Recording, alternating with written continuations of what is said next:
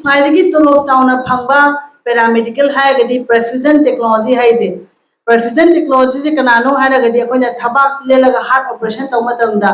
Heart से lungs फन फन चोंगंगनेबा मधुगी तंजाद अखोइना हार्ट थांग थाबा यादेबा अदु हाइबा नुपासिना मशीनम पुरागा मान हार्ट के लंग से मान लेफलेबा अदुगी तंजाद डॉक्टर से ऑपरेशन तौदोइनेबा को अदुगी मशीन पाने नुपासे परफ्यूजनिस्ट हायबा मगी तोलोब से लुपा लाम खाइदे हवेबा तंबा काना चाही द लुपा ला अहु मखाय मु चांगे बा चाही उदा अदो परफ्यूजन टेक्नोलॉजी तंबे याय नत्रगना कार्डियक केयर तंबे याय कार्डियक केयर हाय जे कनानो हायरगदी हार्ट एनी ऑपरेशन तोयेदा हचांगी एनी ऑपरेशन तोयेदा हार्ट अटैक तोरकद्रा न ngai leba kangu se sina cardiac care hayeba anesthesia हाय इजना ऑपरेशन तौदा मी पंखा लिबा डॉक्टर दो अदुगी मनिंग द लेप्तोयबा डायलिसिस हाय इजना किडनी फेलियर मी द पीबे थेरापी ने बसिजना अदैदी अमना ब्लड बैंकिंग टेक्नोलॉजी है जे हजिकी मतंदा इंडिया दा डिमांड लेबर प्रोफेशनल नि अखोय सि चटपे याय नत्रगना ख्वाइदगी थबक फंगदोबा हायगना ऑक्युपेशनल थेरापी है जे क्लास अंदर मी अनि खत्ता मने बको तंगी मी तो थबा दुम लौराने मागे एनी स्टेट ऑफ इंडिया की एनी स्टेट मयामदी याम तंबीदबा ऑक्युपेशनल थेरापी है जना फिजियोथेरापी का हाइफेट मानरगा सु मानामु ममित तांबा मरोन थोक्तबा मना पंग अंगांगी सु ट्रीटमेंट याव सिजो खोय तंबे को सि पैरामेडिकल मखा चिंगे सिजु केके लेबिगे वहम पखंग अंगासिंग अंगांग तारो ngबगी शक्ति से 45 मिनट्स कतने जन मै सोय बोरिंग चुरानेबा अदा वहम पखंग ख तौसेबा अदे कोई इसी स्पोर्ट्स पा मंगा यावी से स्पोर्ट्स से पा मगदी आई अदु फुटबॉल का लेगे जे ममा पा यानिंग दनेबा अदुना नै फुटबॉल से काउसेबा तबुदबु लाइक ना मतुंग इना सेबा अदु नोइना तमदोइसे bachelor in physical education and sports सही मरी की डिग्री नेबा सी लोरकान रे हेवाय नेशनल स्पोर्ट्स यूनिवर्सिटी दा थबक चंगी तागदी एवे नेशनल की कोच ओइगेबो हारसु को लोय याय हेबा लखोय मणिपुर ददी केदवी अखोय दि सेंट्रल स्पोर्ट्स यूनिवर्सिटी में चांग सारिबो जिसे अदुना केदोगे द फिजिकल एजुकेशन तममी कोच की डिमांड हम लाकदोरे नसाइने हाइगे बस स्पोर्ट्स फिजियोथेरापी डॉक्टर की डिमांड से हम लाकदोरेबा अद स्पोर्ट्स दी हाइंग स्पोर्ट्स द मखन मखन लेबा स्पोर्ट्स साइकोलॉजी का हाइजे याम डिमांड ने सिसु अखोय सानारोय सिंसे हेना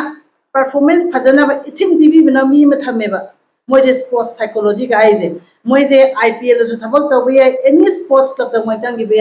अमना स्पोर्ट्स न्यूट्रिशन हाइजे स्पोर्ट्स प्लेयर्स इन डाइट से कमाई पिजा गदोनो काजे सिसु याम डिमांड नेबा अदुगी मथक नोइना हें वाई स्पोर्ट्स अमा सानाबदा चंगी बु खुचु खलाय म्याम से ग्लव खंगदे बॉल खंगदे बैट खंगदे सुंबगी सप्लाई चेन बिजनेस तोगे हारगदी स्पोर्ट्स मैनेजमेंट तमो बहें वाई नो स्पोर्ट्स मैनेजमेंट तमगदी सिगी लाइदे चप यायबा अदना नै स्पोर्ट्स पा मंगागिदी ऐगिदी नै थिंगोय तबुदबु हे वनन अफाव प्लेयर मो होदो मतमदा मनिंग हलपदा नोगी युमफम थंबिरमस ऐगी थौनेबा अदुगी युमफम द कइनो bachelor in physical education and sports हाइजिन अददी एयर होस्टेस ओइनिंगे बंगाम यावरिबा केसु काइदेबको एयर होस्टेस से ओयोबा अदुमु अइन हाइजुसी सही 35 की मतुंगदा क्लास 12 सुरगदी सही 35 सुरगा एयर होस्टेस यावी तारगदी सही 19 सुरकन माई ममा पा युम पालो हैरकनेबा युम पालगदी प्रकृति की इसा सुदम यावरकने हेबा पिकलिबा अंगाम मचादबु आई हुंदोमगा नुमिनि हुंदि की एयर होस्टेस कोइगे हाजे ममागी मथो थमोइ जंगमक्तबनेबको अदा कोइ थबक थादो लाकनेबा अदु kana मनिंग हलकपदा क्लास 12 खतगी सर्टिफिकेट लेरमगदी मीगी पुंसिद होबो वायबा अदुना केदवी आइना हाइजुसी क्लास 12 लेबगा नै ले खुदक एयर होस्टेस ओइगिनु अदुगा मरी लेनबा चाही मरी मुकी हॉस्पिटैलिटी के मरी लेनबा कोर्स अमा तमसेबा कोइ अदु तमकान एयर होस्टेस ओइसेबा अदु हाइरुबका अंगांदना कै हाय मैडम चाही 35 लोरगा चाही मरी लेतम चाही 19 सुरनी चाही 19 दे मा थीबरंगा अनि मायबा अइन हाबा मैडम चाही 50 सुदरे ऐ दु यो तारी हाबैना अनै चाही 19 दुदि याम थी फजगिने हाबैना माइ तो अंगांग थीबिने बैना माइ तो दना हेक ओइगिनो मको अद नोइना एयर होस्टेस को ओइगी हारगदी अइना हाबसे बैकअप से नोइ युमफम से हलाकान तोबया युमफम से टूरिज्म तमोबा टूरिज्म से तमगदी केदवी एयरपोर्ट न हेय वाइ नोइ मैनेजर ओइगे सु यारे क्रूज त थबक तोगे यारे होटल द मैनेजर ओइगे यारे अदुगी मथकता इंटरनेशनल टूरिस्ट गाइड ओइगे सु यायबा इंटरनेशनल टूरिस्ट गाइड हारगदी इंडिया की टूरिस्ट म्यान से पूरगा फॉरेन कोइगी दोइनेबा एयर हॉस्टेस की वाद नत नई मरक सिदसु ए लाइक याम तमनिंगदे लाइक याम पानिंगदे इमानबा पुलगा चाक चानबा पामी एक कोइबा पामी हबा यावरगदी अदु सुदुम तंबे याय बजगी टूरिज्म से या ताइको गाइसा मसदे फेलोय बा हबा लय रोय बा टूरिज्म ददी नोमो द पुंग अमा लय पाम द पानिंगाय लय पोनते बा अदुबु तंबु तंबु लगदी नंग कोइदोय बा पृथ्वी से इंटरनेशनल टूरिस्ट गाइड काने तोलो याम चावे तबुदबु इंटरनेशनली टूरिस्ट गाइड ओइगे हायग द लैंग्वेज अनि हम हैबा दरकार लय अदुना tourism taming matamda Spanish kumba French kumba Germany kumba sumba language amani tamhoragadi international tourist guide oibi ayaba adu moi pesa sam thopone bako hayang wai noina nupi angang thira kanda ta yung khai pala kanda ai koisa chapa pamdre haraga su ngasai noina leiba knowledge tuna company ma hangba yai company se kaino international tour operation company lohong pantha da honeymoon to Bangkok ta silu pesa thamam lai roi roi koi haide se muji kana tamgani lai paningdaba koiba pamba kanguna ai layam pajaningde ai koijage imanaba mi punjage am kanguna tamodo ai haise noyam ta maninge maza laite ngai cha sa ko ai khuta noyam ta maninge laite tabudabu thamoi dang singbiyo ai gi nakta la pa matanda madam ai lare yam paningi paningdi haiba sima ani subada haksang phanbiyo ahum subada afaba wakhan khanma mi ma sigi pot ahum ke pura la alo ai nakta ada aina ngamjaba thak aina dum semjage thamoi dang semo yare ko ngasa ane question nei ta resolution be yara ko ngasa ai chang pa han se moli ko ma se su ma ba isa mo da pan jo lo sang lu ma si la ka ti ta mu la ka ta ni ta ko le ko si ma ta ni da ka ti sai se sang ne exam na mo ba hai ka okay adugi answer de ko gi psychologist pihan jarage mai to dam review psychologist hello जैसे करो मोले दिसु मोंद unique ओइ बा हाय तारे बा अदुम अमदि यौरम गनी बा अदु learning style सिंग से मखल मैम हम लई बनिना अदु दुदि मसाई पोप दे यौरप मोम मे बा हाय बदि लर्न तो बा मतम दा होगी रीड एंड राइट तौर लर्न तो बा ऑडिटरी ने हेन हाइना बा अदगी मी के एक्सप्लेनेशन खतना अदि डेमो गुंबा खतना दुम सेटिस्फाई होरगा लर्न तो बा मखल मैम हम लई बा अदुना अदुगी पोतो सरना हाइबि बेचा की दो विलोंगन नेगेटिव होइबा कछु लाइते जस्ट इम्प्रूवमेंट हाइगर कोसु कई हाइदि माउन द टाइम मैनेजमेंट गुंबा सेंदो पिबा हाइ तारे को मोन तारगा सु अदगी डिसिप्लिन मेंटेन तो बलिगे एदु सक्सेसफुल होइगनि हाइजनि thank you Aku berandali, as a parents, ay mama mo wala ay ni siya kang kahit bibirang. Ay bati daily routine. School lagi halaga ay na masililis makulle ba magi isa ay na tiffin pibang pumabiya di sanda ibining patong lagi may homework natraga magi classwork sa ay na kamay na maintain to ba. Nga ay na hayo to nga si mama ay ko na to ni hay. Ay na pa mana time to time sa tawhan ba. Kasi matalo mo na una advice of the review. अदो की तो madam खाई फाबदी कोई best ना सो की competition चाहिए तो का अंगान सीजन टाइम मैनेजमेंट हाइदरो यावरी दो बोलो टाइम मैनेजमेंट हमारे प्रोग्राम से लोकांदा तंजाम लोगा मागा फमिना गा ngatan do su ko एक टाइम मैनेजमेंट में तो होला मगे ngang अदना फगदो मान अदना मसिदा अंगा अमन सु होटल मैनेजमेंट तम गे हम यारो में को ada ngarang nahansu koigi silchadagi haitare angang se hotel management tamgi hala mapaduna alu tawgare jebi bangang hotel management as mahan thathanate chahi mari tamebo chahi mari tambasida business management tamiba portion tanghaima hotel management tambadi yawe samna habda marketing finance human resource yawe hotel management tambada adugi mathakta sa thomba imung loichanba mi seba tawlo yawe ko meda aduga mayam na khambi adona 5-star hotel amda manager na lupala ani phangma tamda chakhum da tupi awang upi ba makok se mana lupala phanga phangne hotel ki phai makok se sa thongi mi do leba imung da ngan sa thok yam hai bi yaw ga di lele su yam thong na paning ba hai bi yaw da ga di moi do hotel management चाही मरी तमहनबिरगा चाही अमा तोवाना staff थोंबा खतगी training अम चटपिरगा अदुगी मथक्ता मरोन मरी महयनसेबा Spanish French Germany Russian सी पुल्लगा चखिबदा अगांगदो चाही मरी के course चाही अमगी चाक थोंबगी चाही लैंग्वेज अहु मरी हैरगा चखिबदा मागी तोलोब से स्टार्टिंग लुपा लाम खाइ लाहनिदि हौनेबा अदुना ngasi anga amana hotel management tamge habda alu tawdore ka habo se haibigeno edo mapa masa du khangda baine basi pose aigi chai ba direct mapa du lu macha du is ko hendo ni le su pa pani di ek tung dam bu cha thung lai ye na adi ma adu tamana na kai tamana no habo ko ada se anga jo hotel management tamge haba ga mami su panjaroi mama pa ka su yali ngam we ba ina su ye pada silchai gi wena meti community sigi mentality ma tonga leba isado ko helingi pose mayamna koina ko podo ko helinge ba hen base kya khande haba even government ki private college ko do yam hanthaba thatong yege ba private college kaise dumiyana khambi ke do si private college ti ke do ge haba da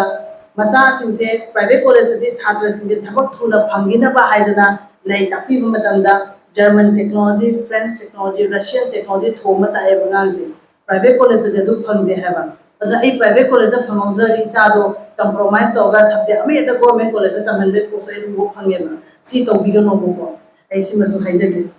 mathangi question to bian madam madam ko ne ko madam ai ki anak se ada counseling to ni ba ma sa ni class ke ka da bali na kai se pain na ke adu na madam magi ta kula bali ma sa mai apa mo ni na to ni ba adu ni ai hire su lai ko ago kana thinga da pa go ai sama magi waktu da su lai solution ni ya adu ni mata ऐसा कि इसमें भी जब homework होंगे कहीं पूरा वक्त में ऐसे उहन जाएगा मखा दा ऐसे लगा अना में मजा आ रही है बाबा क्योंकि मजा से लगे ऐसे सुन बना होता है माँ की माँ का खत्म ऐसे था दो चीज़ ऐसे तुम माँ से इन्होंने सुन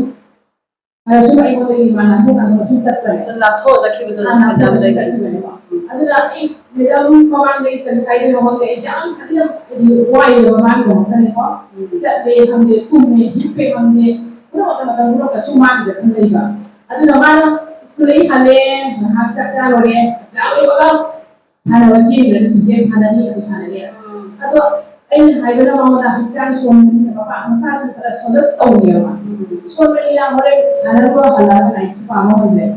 हम बड़ी मां को ही के है अभी ऐसा स्कूल के वो मां सिंगल बैग ले कौन सी आता है मेरा कमाई का वाला से काम नहीं होता हला तो भी ऐसे आया है ai tinada thamamage magi mathau yam psychology se mathau yam lai dare swaida hore je badarpur dagi train bhaga do ne tinada le horagera ha tinada nam phado male adun da padi agang sigi mental career budi mental health ki counseling and darkar lai hai bale ko adu di se no magtan counseling to bona su ya roi madam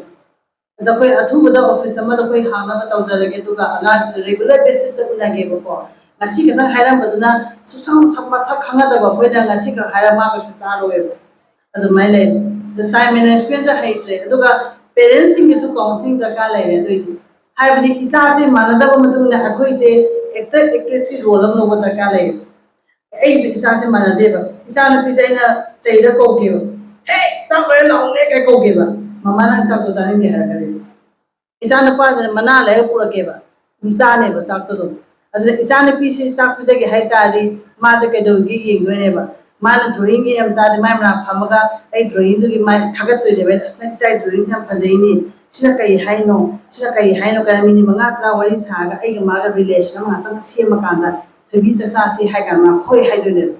अदे ना मामा पाले से हम ना Hitler दोस्त तो मने बा मैडम है जी को मैडम इसा ताई नबी आ मैडम सो माँ मत हिटलर की तरह तो मने बको इसा आगे टीवी आगे रिमोट तो मुल्लगा TV muthara chap lai paw hai oba angang chakhine ba lai ti paroi ma adana adum ba angang du di TV yenge dana ai ju phamina ta jan pinang yenge se kai no ga ai ori sa da na ina angang sing si kai yenge ai loi khangi se ma cartoon gi yenge se maming kai kawi mani le cartoon gi ori ai loi khangi se kai no pham gi yemi dai ba ngatang pham yemi na ga di angang o khoi mama si khoi ba ta ni ga ba gi mo da relation se ma kanda तभी like पारो है मा पादोने सब मैं तो बियम दोइसिना को Hitler ने मामा होय busing से मचा युरुम को थुगाय दे मम्मी के लखो गए तब की ꯁꯞꯇ꯭ꯔ ꯇꯧꯕ ꯃꯃꯥ ꯉꯥꯛꯇꯅꯦꯕ ꯁꯤ ꯂꯩꯔꯝꯗꯣꯏꯁꯦ ꯑꯗꯨꯅ ꯃꯦꯗꯥꯝ ꯍꯣꯏ ꯆꯦꯟꯖ ꯇꯧꯗꯅ ꯏꯆꯥ ꯆꯦꯟꯖ ꯇꯧꯕ ꯁꯨꯡꯌꯥ ꯌꯥꯔꯣꯏꯕ ꯑꯩꯈꯣꯏ ꯑꯣꯐꯤꯁꯇ ꯂꯥꯛꯏꯁꯦ ꯃꯆꯥꯗꯣ ꯃꯣꯕꯥꯏꯜ ꯑꯦꯗꯤꯛ ꯆꯨꯏꯌꯦ ꯃꯃꯥꯗꯨꯅ ꯆꯥꯛ ꯊꯣꯡꯕꯗ ꯀꯧꯇꯥꯗ ꯐꯣꯟꯗꯣ ꯉꯥꯔꯒ ꯁꯤꯔꯦꯜ ꯌꯦꯡꯉꯒ ꯀꯥꯡꯍꯧ ꯃꯃꯥ ꯑꯣꯏ ꯂꯩꯔꯝꯃꯦ ꯑꯗꯨꯅ ꯃꯆꯥꯗ ꯃꯣꯕꯥꯏꯜ ꯑꯦꯗꯤꯛ ꯆꯨꯏ ꯍꯥꯏꯔꯒꯗꯤ ꯀꯥꯎꯟꯁꯤꯂꯤꯡꯁꯦ ꯀꯅꯥꯒꯤ ꯗꯔꯀꯥꯔ ꯂꯩꯒꯦ ꯍꯥꯏꯕꯗꯣ ꯑꯗꯨꯅ ꯀꯥꯎꯟꯁꯤꯂꯤꯡꯁꯦ ꯑꯉꯥꯡꯁꯤꯗ ꯈꯛꯇꯪ ꯇꯧꯕ ꯌꯥꯔꯣꯏꯕꯀꯣ ꯃꯦꯗꯥꯝ ꯑꯗꯨꯅ ꯄꯦꯔꯦꯟꯇꯦꯜ ꯀꯥꯎꯟꯁꯤꯂꯤꯡꯁꯨ ꯆꯪꯉꯦꯕ ꯑꯗ ꯁꯤꯗꯤ ꯄ꯭ꯔꯣꯁꯦꯁ ꯑꯃꯅꯦꯕ ꯉꯁꯤꯒꯤ ꯅꯨꯃꯤꯠꯁꯤꯗ ꯃꯗꯨ ꯑꯩꯈꯣꯏꯅ ꯑꯣꯏꯊꯣꯛꯄ ꯉꯝꯃꯣꯏꯕ ꯑꯗꯨꯒꯤ ꯄꯣꯠꯇꯣ ꯑꯩ ꯋꯥꯈꯜ ꯑꯃ ꯈꯜꯂꯒ ꯊꯨꯅ ꯁ꯭ꯋꯥꯏꯗ ꯑꯣꯐꯤꯁ ꯑꯃ ꯍꯥꯡꯉꯒ ꯁꯤꯟꯖꯔꯛꯑꯒꯦ ꯑꯍꯥꯟꯕꯃꯛꯇꯗ ꯉꯁꯤ ꯋꯥꯌꯦꯜꯁꯤ ꯍꯥꯏꯅꯤꯡꯉꯥꯏ ꯂꯩꯇꯅ ꯊꯥꯒꯠꯆꯔꯤ ꯍꯥꯏꯕꯗꯤ ꯋꯥꯈꯜꯁꯤꯃꯇꯪ ꯄꯨꯅꯕ ꯉꯝꯖꯔꯤ ꯃꯁꯤꯃꯁꯨ ꯋꯥꯌꯦꯜꯁꯤꯒꯤ ꯄ꯭ꯔꯣꯒ꯭ꯔꯥꯝꯁꯦ ꯇꯧꯕꯗꯒꯤ ꯃꯦꯗꯥꯝꯕꯨ ꯁꯛꯁꯨ ꯎꯖꯕ ꯐꯪꯖꯔꯦ ꯌꯨꯇ꯭ꯌꯨꯕꯇ ꯃꯦꯗꯥꯝꯒꯤ ꯆꯥꯃꯤꯟꯅꯕ ꯍꯧꯈꯔꯦ ꯃꯥꯏ ꯅꯨꯄꯤꯁꯤꯡ ꯆꯦꯟꯕ ꯍꯧꯈꯔꯦ ꯌꯨꯇ꯭ꯌꯨꯕꯇ ꯃꯦꯗꯥꯝꯒꯤ ꯋꯥꯔꯤ ꯁꯛꯀ ꯑꯗꯨꯅ ꯌꯥꯝꯅ ꯌꯥꯡꯅ ꯃꯦꯗꯥꯝꯅ ꯍꯥꯏꯔꯤꯕ ꯁꯦꯛꯇꯔꯗ ꯑꯩꯈꯣꯏꯒꯤ ꯑꯣꯐꯤꯁ ꯑꯃ ꯍꯥꯡꯕꯒꯤ ꯋꯥꯐꯝꯁꯦ ꯋꯥꯌꯦꯜꯁꯦꯒꯤ ꯀꯩꯅꯣꯗꯒꯤ ꯃꯥꯏꯀꯩꯗꯒꯤꯁꯨ ꯑꯣꯏꯅ ꯆꯥꯡ ꯍꯥꯡꯈꯤꯕꯗꯒꯤ ꯌꯥꯝꯅ ꯅꯨꯡꯉꯥꯏꯅꯤ ꯑꯗꯨꯒ ꯏꯆꯥꯁꯤꯡꯒꯤ ꯋꯥꯐꯝꯗꯤ ꯃꯦꯗꯥꯝꯅ ꯍꯧꯖꯤꯛ ꯍꯥꯏꯕ ꯍꯧꯖꯤꯛ ꯑꯉꯥꯡꯁꯤꯡꯁꯦ ꯃꯣꯕꯥꯏꯜꯒꯤ ꯁ꯭ꯀꯨꯜꯗꯒꯤ ꯍꯜꯂꯛꯑꯦ ꯗ꯭ꯔꯦꯁ ꯍꯣꯡꯗꯣꯛꯄꯤꯗꯅ ꯃꯣꯏ ꯃꯣꯕꯥꯏꯜ ꯍꯥꯏꯕ ꯆꯦꯟꯖꯩ ꯑꯁꯤꯁꯨ ꯌꯥꯝ ꯑꯋꯥꯕꯅꯤ ꯊꯤꯒꯠꯂꯛꯄꯁꯦ ꯃꯃꯥꯒꯤ ꯆꯥꯡꯗꯤ ꯍꯦꯛꯇ ꯍꯥꯏꯔꯦ ꯃꯣꯏꯁꯦ ꯑꯗꯣ ꯃꯦꯗꯥꯝꯅ ꯈꯤꯇꯪ ꯄꯥꯔꯁꯣꯅꯦꯜꯂꯤ ꯐꯝꯕꯒꯤ ꯃꯇꯝꯁꯦ ꯃꯇꯝꯁꯦ ꯈꯤꯇꯪ ꯁꯤꯒꯤ ꯄ꯭ꯔꯣꯒ꯭ꯔꯥꯝꯁꯤ ꯌꯦꯡꯁꯤ ꯃꯦꯗꯥꯝ ꯑꯩꯈꯣꯏꯁꯦ ꯌꯥꯏ ꯃꯦꯗꯥꯝ ꯑꯗꯨꯒ ꯑꯉꯥꯡꯁꯤꯡꯁꯦ ꯏꯟ ꯖꯦꯅꯔꯦꯜꯗꯀꯣ ꯅꯣꯏꯒꯤ ꯄꯨꯟꯁꯤꯗ ꯈ꯭ꯋꯥꯏ ꯃꯔꯨꯑꯣꯏꯕ ꯁꯕꯖꯦꯛ ꯑꯅꯤ ꯂꯩꯌꯦꯕ ꯃꯦꯠꯁꯀ ꯏꯪꯂꯤꯁꯀ ꯃꯦꯠꯁꯁꯦ ꯄꯨꯟꯁꯤ ꯆꯨꯞꯄ ꯑꯗꯨꯝ ꯏꯟꯅꯔ ꯆꯠꯀꯅꯦꯕ ꯑꯉꯥꯡꯁꯦ ꯍꯌꯦꯡ ꯑꯣꯏꯅꯔꯦꯅꯦ ꯑꯥꯔꯠꯁ ꯇꯧꯔꯁꯨꯅꯦ ꯖꯤꯑꯣꯒ꯭ꯔꯥꯐꯤ ꯇꯝꯕ ꯃꯇꯝꯗ ꯖꯤꯑꯣꯒ꯭ꯔꯥꯐꯤꯁꯦ ꯌꯧꯅ ꯇꯝꯃꯒꯗꯤ ꯑꯪꯀ ꯍꯣꯜꯂꯦꯕ ꯃꯥꯁꯨ ꯖꯤꯑꯣꯂꯣꯖꯤꯁꯦ ꯌꯧꯅ ꯇꯝꯕ ꯃꯇꯝꯗ ꯑꯗꯨꯝ ꯑꯪꯀ ꯍꯣꯜꯂꯦꯕ ꯑꯗꯩꯗꯤ ꯀꯣꯃꯔꯁ ꯇꯝꯃꯦ ꯑꯪꯀ ꯍꯣꯜꯂꯦ ꯁꯥꯏꯀꯣꯂꯣꯖꯤꯗꯁꯨ ꯑꯪꯀ ꯑꯗꯨꯝ ꯃꯇꯦꯛ ꯑꯃ ꯍꯣꯜꯂꯦ ꯑꯪꯀꯔꯁꯦ ꯑꯗꯩꯗꯤ ꯁꯤꯚꯤꯜ ꯁꯥꯔꯚꯤꯁ ꯄꯩꯈꯥ ꯊꯥꯔꯦ ꯃꯦꯠꯁ ꯍꯥꯏꯕ ꯄꯦꯄꯔ ꯄꯟꯗ꯭ꯔꯒꯁꯨ ꯔꯤꯖꯅꯤꯡ ꯑꯦꯅꯥꯂꯥꯏꯇꯤꯀꯦꯜ ꯍꯥꯏꯔꯤꯁꯤꯡꯁꯦ ꯃꯦꯠꯁꯇ ꯌꯨꯝꯐꯝ ꯑꯣꯏꯕ ꯁꯕꯖꯦꯛ ꯉꯥꯛꯇꯅꯦꯕ ꯑꯗꯨꯅ ꯑꯩꯅ ꯍꯥꯏꯖꯅꯤꯡꯉꯤꯁꯤ ꯍꯧꯖꯤꯛ ꯀ꯭ꯂꯥꯁ 9 ꯀꯥꯕ ꯑꯉꯥꯡꯁꯤꯗ 10 ꯀꯥꯗ꯭ꯔꯤꯉꯩ ꯃꯃꯥꯡꯗ ꯊꯥ ꯑꯃꯒꯤ ꯁꯨꯇꯤ ꯂꯩꯕꯅꯦꯕ ꯁꯤꯒꯤ ꯁꯨꯇꯤꯁꯤꯗ ꯀ꯭ꯂꯥꯁ 6ꯇꯒꯤꯅ ꯀ꯭ꯂꯥꯁ 9 ꯐꯥꯎꯒꯤ ꯔꯤꯚꯤꯖꯟ ꯇꯧꯊꯣꯛꯄꯤꯌꯣꯕ ꯍꯟꯗꯛꯁꯨ ꯀꯩꯅꯣꯗꯒꯤ ꯂꯛꯈꯤꯄꯨꯔꯗꯒꯤ ꯑꯉꯥꯡ ꯑꯃꯅꯤ ꯂꯥꯛꯑꯦ ꯖꯤꯔꯤꯗꯒꯤꯁꯨ ꯂꯥꯛꯏꯀꯣ ꯃꯣꯏꯁꯦ ꯀ꯭ꯂꯥꯁ 11 ꯀꯥꯗꯣꯏꯅꯦꯕ 11 ꯀꯥꯗ꯭ꯔꯤꯉꯩ ꯃꯃꯥꯡꯁꯤꯗ ꯀ꯭ꯂꯥꯁ 6ꯇꯩꯅ ꯀ꯭ꯂꯥꯁ 10 ꯐꯥꯎꯕꯒꯤ ꯐꯤꯖꯤꯛꯁ ꯀꯦꯃꯤꯁꯇ꯭ꯔꯤ ꯃꯦꯠꯁ ꯕꯥꯏꯑꯣꯁꯦ ꯑꯩꯈꯣꯏꯅ ꯔꯤꯚꯤꯖꯟ ꯇꯧꯊꯣꯛꯄꯤꯌꯦꯕ ꯀꯩꯒꯤꯅꯣ ꯍꯥꯏꯔꯤꯕ ꯑꯉꯥꯡꯁꯤꯡꯁꯦ ꯀꯣꯚꯤꯗꯇ ꯂꯥꯏꯔꯤꯛ ꯇꯪꯈꯥꯏ ꯑꯃ ꯇꯝꯍꯧꯗꯕ ꯀꯥꯡꯕꯨꯅꯦꯕ ꯑꯗ ꯑꯩꯈꯣꯏ ꯃꯅꯤꯄꯨꯔꯒꯤꯗꯤ ꯂꯥꯟꯗꯁꯨ ꯂꯥꯏꯔꯤꯛ ꯇꯪꯈꯥꯏ ꯑꯃ ꯇꯝꯗ꯭ꯔꯦꯕ ꯑꯗꯨꯅ ꯑꯉꯥꯡꯁꯤꯡꯁꯦ ꯃꯅꯤꯡ ꯍꯜꯂꯒ ꯂꯥꯏꯔꯤꯛ ꯄꯥꯕ ꯗꯔꯀꯥꯔ ꯂꯩꯌꯦꯕ ꯑꯗ ꯂꯥꯏꯔꯤꯛ ꯄꯥꯕꯗ ꯉꯁꯥꯏ ꯑꯩꯈꯣꯏ ꯃꯤꯁꯅ ꯄꯟꯈꯤꯕꯗꯣ ꯉꯥꯏꯍꯥꯛ ꯐꯝꯃ ꯍꯧꯒꯠꯄ ꯀꯨꯏꯅ ꯍꯦꯛ ꯄꯥ ꯉꯝꯗꯕ ꯁꯤꯗꯤ ꯉꯁꯥꯏ ꯑꯩꯅ ꯍꯥꯏꯈꯤꯕ ꯇꯦꯁꯇꯣ ꯁꯥꯏꯀ꯭ꯔꯣꯃꯦꯇꯤꯛ ꯑꯦꯁꯦꯁꯃꯦꯟ ꯇꯦꯁꯁꯨ ꯇꯧꯒꯗꯧꯅꯦꯕ ꯇꯦꯁꯁꯨ ꯇꯧꯔ ꯃꯇꯨꯡꯗ ꯑꯉꯥꯡꯁꯦ ꯀꯃꯥꯏꯅ ꯂꯥꯏꯔꯤꯛ ꯇꯥꯛꯀꯅꯤ ꯃꯥ ꯀꯃꯥꯏꯅ ꯂꯥꯏꯔꯤꯛ ꯄꯥꯒꯗꯒꯦ ꯀꯥꯏꯁꯦ ꯈꯪꯕ ꯉꯝꯃꯦꯕ ꯑꯩꯈꯣꯏꯅ ꯃꯈꯣꯡ ꯃꯈꯨꯠ ꯃꯁꯥ ꯌꯥꯝ ꯂꯦꯡꯕ ꯑꯉꯥꯡ ꯀꯨꯏꯅ ꯐꯝꯃꯒ ꯂꯥꯏꯔꯤꯛ ꯄꯥ ꯉꯝꯗꯕ ꯑꯉꯥꯡꯁꯦ ꯃꯣꯏꯒꯤ ꯈ꯭ꯋꯥꯏ ꯐꯕ ꯃꯣꯏꯒꯤ ꯃꯦꯊꯠꯁꯦ ꯀꯩꯅꯣ ꯍꯥꯏꯔꯒꯗꯤ ꯃꯃꯥ ꯃꯄꯥ ꯑꯣꯏꯕꯁꯤꯡꯁꯦ ꯏꯕꯨꯡꯉꯣ ꯅꯪ ꯁꯤꯕꯨ ꯄꯥꯎ ꯍꯥꯏꯗꯣꯏꯅꯦꯕ ꯃꯇꯝ ꯑꯃ ꯍꯥꯏꯅꯁꯦꯕ ꯃꯥꯒ ꯑꯗꯨꯒ ꯋꯥꯏꯠ ꯕꯣꯔꯗ ꯑꯆꯧꯕ ꯑꯃ ꯊꯝꯕꯤꯔꯣꯕ ꯑꯗꯨꯒ ꯃꯥꯅ ꯄꯥꯔꯤ ꯄꯣꯠꯇꯣ ꯃꯥꯅ ꯑꯣꯖꯥ ꯁꯥꯔꯒ ꯃꯄꯥ ꯅꯠꯇ꯭ꯔꯒ ꯃꯃꯥꯗ ꯁꯥꯇ꯭ꯔ ꯁꯥꯔꯒ ꯐꯝꯃꯒ ꯇꯥꯗꯣꯏꯅꯦꯕ ꯑꯗꯨ ꯑꯣꯏꯇꯥꯔꯒꯗꯤ ꯑꯉꯥꯡꯗꯣ ꯃꯤꯅꯤꯠ ꯄꯨꯡꯈꯥꯏꯈꯛ ꯂꯥꯏꯔꯤꯛ ꯄꯥꯔꯁꯨ ꯃꯥ ꯏꯐꯦꯛꯇꯤꯚ ꯑꯣꯏꯌꯦꯕ ꯑꯗꯨ ꯅꯠꯇꯅ ꯁꯨꯝ ꯐꯝꯃꯒ ꯁꯨꯃꯥꯏꯅ ꯐꯝꯃꯒ ꯁꯨꯝ ꯂꯩꯀꯥꯟꯗꯗꯤ ꯑꯉꯥꯡꯁꯦ ꯃꯣꯗꯔꯟ ꯆꯨꯕꯁꯨ ꯌꯥꯝ ꯌꯥꯎꯔꯤꯅꯦꯕ ꯅꯣꯏꯒꯤ ꯃꯗꯨꯁꯨ ꯌꯥꯎꯔꯝꯒꯅꯦꯕ ꯁꯨꯝ ꯂꯥꯏꯔꯤꯛ ꯄꯥꯔꯝꯕꯗꯒꯤ ꯑꯩ ꯌꯨꯝ ꯁꯨꯃꯥꯏꯅ ꯁꯥꯔꯗꯤ ꯐꯖꯅꯤ ꯍꯥꯏꯔꯒ ꯑꯗꯨꯝ ꯃꯪꯒꯤ ꯑꯉꯥꯡ ꯃꯌꯥꯝ ꯂꯩꯕꯅꯦꯕ ꯃꯅꯨꯡꯒꯤ ꯃꯥꯏꯟꯗꯣ ꯃꯥꯏꯟ ꯑꯅꯤ ꯂꯩꯔꯦ ꯃꯤꯑꯣꯏꯕꯁꯦ ꯃꯅꯨꯡꯒꯤ ꯄꯣꯠꯇꯣ ꯋꯥꯡꯈꯠꯂꯛꯏꯅꯤ ꯍꯥꯏꯕ ꯃꯤ ꯈꯨꯗꯤꯡꯃꯛ ꯇꯧꯋꯦꯕ ꯃꯅꯨꯡꯒꯤ ꯄꯣꯠꯇꯣ ꯁꯨꯝ ꯋꯥꯡꯈꯠꯂꯛꯑꯒꯗꯤ ꯂꯥꯁꯇ ꯃꯅꯨꯡ ꯆꯨꯕ ꯑꯣꯏꯔꯛꯀꯗꯣꯏꯅꯦꯕ ꯑꯗ ꯂꯥꯏꯔꯤꯛ ꯄꯥꯕꯒꯤ ꯃꯈꯜ ꯃꯈꯜ ꯂꯩꯌꯦꯕ ꯑꯗ ꯑꯉꯥꯡꯁꯦ ꯂꯥꯏꯔꯤꯛ ꯄꯥꯏꯉꯩꯗ ꯑꯉꯥꯡ ꯑꯣꯏꯉꯩꯗ ꯁꯨꯝ ꯄꯥꯔꯝꯕꯗꯒꯤ ꯏꯔꯦꯖꯔ ꯄꯥꯏꯔꯒ ꯀꯥ ꯁꯥꯔꯒ ꯕ꯭ꯔꯨ ꯇꯧ ꯁꯥꯟꯅꯕ ꯑꯉꯥꯡ ꯌꯥꯝ ꯂꯩꯕꯅꯦꯕ ꯃꯈꯜ ꯃꯈꯜ ꯂꯩꯌꯦꯕ ꯑꯉꯥꯡꯁꯦ ꯑꯗ ꯃꯥꯁꯦ ꯀꯃꯥꯏꯅ ꯂꯥꯏꯔꯤꯛ ꯇꯥꯛꯄꯤꯗꯣꯏꯅꯣ ꯍꯥꯏꯕ ꯇꯣꯉꯥꯟꯕ ꯃꯦꯊꯠ ꯂꯩꯌꯦꯕ ꯑꯉꯥꯡꯁꯦ ꯃꯅꯥꯀꯣꯡꯒ ꯇꯥꯕ ꯑꯉꯥꯡꯗꯤꯅꯦ ꯑꯣꯖꯥꯗ ꯃꯃꯤꯠ ꯁꯨꯡꯌꯦꯡ ꯌꯦꯡꯉꯣꯏ ꯃꯣꯏꯗꯤ ꯁꯣꯝꯗ ꯑꯃꯨꯛ ꯌꯦꯡꯉꯤ ꯁꯣꯝꯗ ꯑꯃꯨꯛ ꯌꯦꯡꯉꯤ ꯁꯣꯝꯗ ꯑꯃꯨꯛ ꯑꯣꯖꯥꯅ ꯌꯦꯡꯕꯗ ꯌꯥꯝ ꯅꯨꯡꯁꯤꯗꯕ ꯆꯣꯛꯑꯒ ꯂꯪꯗꯣꯏ ꯅꯃꯤꯠꯇꯣ ꯀꯥꯏ ꯌꯦꯡꯉꯤꯅꯣ ꯀꯥꯏꯅ ꯀꯣꯏꯁꯟ ꯍꯪꯉꯁꯨ ꯑꯗꯨꯝ ꯈꯨꯝꯃꯛꯄ ꯑꯉꯥꯡ ꯌꯥꯎꯅꯦꯕ ꯀꯩꯅꯣ ꯃꯥꯒꯤꯗꯤ ꯃꯃꯤꯠ ꯗꯔꯀꯥꯔ ꯁꯨꯡꯂꯩ ꯂꯩꯇꯦꯕ ꯃꯥꯗꯤ ꯃꯅꯥꯀꯣꯡꯗ ꯂꯣꯏ ꯍꯩꯕꯅꯦꯕ ꯃꯥꯗꯤ ꯃꯅꯥꯀꯣꯡꯗ ꯐꯥꯕꯅꯦꯕ ꯑꯗꯩ ꯚꯤꯖꯨꯋꯦꯜ ꯂꯔꯅꯔ ꯍꯥꯏꯕ ꯀꯥꯡꯕꯨꯁꯦ ꯃꯣꯏꯗꯤ ꯑꯣꯖꯥꯒꯤ ꯐꯤꯕꯝ ꯃꯨꯔꯇꯤ ꯑꯣꯖꯥꯒꯤ ꯑꯦꯛꯇꯤꯡꯁꯤꯗ ꯍꯩꯗꯣꯏꯅꯦꯕ ꯂꯥꯏꯔꯤꯛ ꯇꯥꯛꯄꯗ ꯑꯉꯥꯡꯁꯦ ꯂꯩꯌꯦꯕ ꯁꯨꯃꯥꯏꯅ ꯇꯧꯔꯒꯗꯤ ꯁꯨꯃꯥꯏꯅ ꯇꯧꯗ꯭ꯔꯣ ꯀꯥꯏꯅ ꯑꯦꯛꯇꯤꯡ ꯇꯧꯔ ꯇꯥꯛꯄ ꯑꯣꯖꯥ ꯂꯩꯕꯅꯦꯕ ꯑꯗꯨꯗ ꯌꯦꯡꯖꯔꯒ ꯍꯩꯕ ꯑꯉꯥꯡ ꯂꯩ ꯍꯥꯏꯕ ꯑꯗ ꯃꯣꯏꯁꯦ ꯚꯤꯖꯨꯋꯦꯜ ꯂꯔꯅꯔ ꯍꯥꯏꯁꯦ ꯑꯗꯨꯅ ꯑꯣꯖꯥ ꯑꯐꯕꯁꯦ ꯀꯅꯥꯅꯣ ꯍꯥꯏꯔꯒꯗꯤ ꯁꯤꯒꯤ ꯂꯔꯅꯤꯡ ꯁ꯭ꯇꯥꯏꯜ ꯃꯔꯤꯁꯦ ꯂꯣꯏ ꯇꯥꯛꯄꯤꯕ ꯍꯩꯕ ꯑꯣꯖꯥ ꯑꯣꯏꯒꯗꯧꯅꯦꯕ ꯑꯣꯖꯥ ꯑꯐꯕꯁꯦ ꯅꯠꯇ꯭ꯔꯒꯗꯤ ꯑꯣꯖꯥꯗꯣ ꯁꯥꯇ꯭ꯔ ꯈꯔꯅ ꯃꯥ ꯄꯥꯝꯒꯅꯤ ꯁꯥꯇ꯭ꯔ ꯈꯔꯅ ꯃꯥ ꯄꯥꯝꯃꯣꯏꯕ ꯃꯥꯏ ꯂꯔꯅꯤꯡ ꯁ꯭ꯇꯥꯏꯜꯁꯦ ꯃꯥꯟꯅꯗꯕ ꯃꯇꯨꯡ ꯏꯟꯅ ꯑꯗꯨꯅ ꯖꯄꯥꯟꯗꯗꯤ ꯑꯣꯖꯥ ꯑꯣꯏꯒꯦ ꯍꯥꯏ ꯇꯥꯔꯒꯗꯤ ꯂꯔꯅꯤꯡ ꯁ꯭ꯇꯥꯏꯜ ꯃꯔꯤꯁꯦ ꯍꯥꯟꯅ ꯍꯩꯇꯔꯗꯤ ꯑꯣꯖꯥ ꯑꯣꯏꯒꯦ ꯌꯥꯗꯦꯕ ꯑꯗꯣ ꯑꯩꯈꯣꯏ ꯏꯟꯗꯤꯌꯥꯒꯤ B.Ed.ꯗꯗꯤ ꯏꯖꯨꯀꯦꯁꯟ ꯁꯤꯁꯇꯦꯝꯗꯗꯤ ꯁꯤꯒꯤ ꯂꯔꯅꯤꯡ ꯁ꯭ꯇꯥꯏꯜ ꯃꯔꯤꯁꯦ ꯀꯃꯥꯏꯅ ꯇꯥꯛꯄꯤꯗꯣꯏꯅꯣꯁꯨ ꯌꯥꯎꯗꯦꯕ ꯕꯠ ꯑꯩꯈꯣꯏꯗꯗꯤ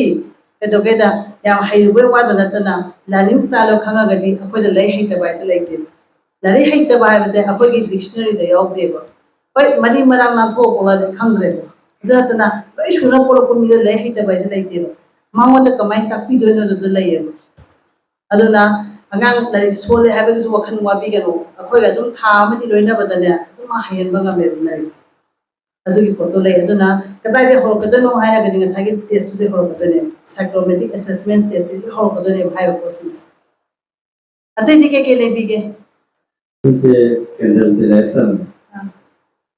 Masih kelas 1 lagi na sabi mo ilai se sumpa pa din ako ng sultati.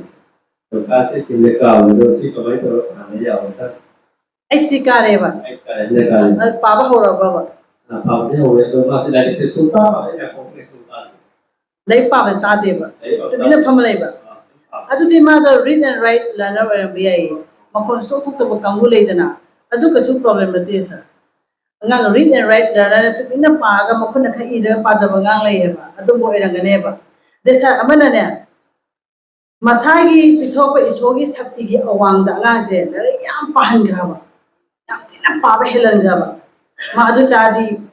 ꯃꯣꯏꯒꯨꯝꯕ ꯑꯉꯥꯡꯁꯦ ꯑꯌꯥꯝꯕꯅ ꯀꯩꯗꯧꯒꯦ ꯍꯥꯏꯕꯗ ꯀ꯭ꯂꯥꯁ 7 8 ꯀꯥ ꯃꯇꯝꯗ ꯂꯥꯏꯔꯤꯛꯁꯦ ꯁꯨꯝ ꯍꯩꯔꯛꯑꯣꯏꯕ ꯃꯣꯏꯁꯦ ꯑꯗꯨꯅ ꯑꯉꯥꯡꯁꯦ ꯀ꯭ꯂꯥꯁ 7ꯐꯥꯎ ꯔꯦꯡ ꯂꯥꯛꯑꯝꯃꯒ 8ꯇꯒꯤ ꯔꯦꯡ ꯂꯥꯛꯇ꯭ꯔꯦꯒ ꯍꯥꯏꯁꯦ ꯉꯁꯥꯏ ꯑꯉꯥꯡꯗꯨꯒꯤ ꯉꯝꯖꯕ ꯁꯛꯇꯤꯗꯒꯤ ꯍꯦꯟꯅ ꯂꯥꯏꯔꯤꯛ ꯄꯥꯈꯤꯕ ꯑꯉꯥꯡꯁꯤꯡꯁꯦ ꯀ꯭ꯂꯥꯁ 8 9 ꯀꯥ ꯃꯇꯝꯗ ꯅꯋꯥ ꯂꯧꯗꯦ ꯍꯥꯏꯔꯛꯑꯦꯕ ꯃꯁꯥꯁꯤꯗ ꯑꯩ ꯂꯥꯏꯔꯤꯛ ꯄꯥꯝꯃꯟꯈ꯭ꯔꯦ ꯑꯩ ꯉꯝꯃꯔꯣꯏ ꯅꯋꯥ ꯂꯧꯗꯦ ꯍꯥꯏꯕꯁꯦ ꯈꯟꯗꯣꯔꯛꯑꯦꯕ ꯃꯣꯏꯁꯤꯗ ꯑꯗꯩ ꯀꯩꯒꯨꯝꯕ ꯑꯉꯥꯡꯁꯤꯅ ꯂꯥꯏꯔꯤꯛ ꯁꯨꯡꯄꯥ ꯄꯥꯔꯝꯗ꯭ꯔꯒ ꯀ꯭ꯂꯥꯁ 8ꯇꯒꯤ ꯂꯥꯏꯔꯤꯛ ꯄꯥꯈꯠꯈ꯭ꯔꯕ ꯑꯗꯨ ꯑꯉꯥꯡꯗꯣ ꯑꯩꯈꯣই ꯊꯤꯡꯕ ꯉꯝꯃꯔꯣꯏꯕ ꯑꯗꯨꯝ ꯄꯥꯈ꯭ꯔꯅꯦꯕ ꯑꯗꯨꯅ ꯑꯉꯥꯡ ꯃꯈꯜ ꯑꯅꯤ ꯂꯩꯕꯅꯦ ꯀ꯭ꯂꯥꯁ 1ꯗꯩꯅ 6 7 ꯃꯣꯏ ꯇꯤꯈꯠꯇꯨꯅ ꯄꯥꯔꯒ 8 9ꯗꯩ ꯄꯥꯔꯛꯇ꯭ꯔꯕ ꯃꯗꯨ ꯑꯩꯈꯣꯏ ꯁꯦꯝꯕꯗ ꯋꯥꯔꯦ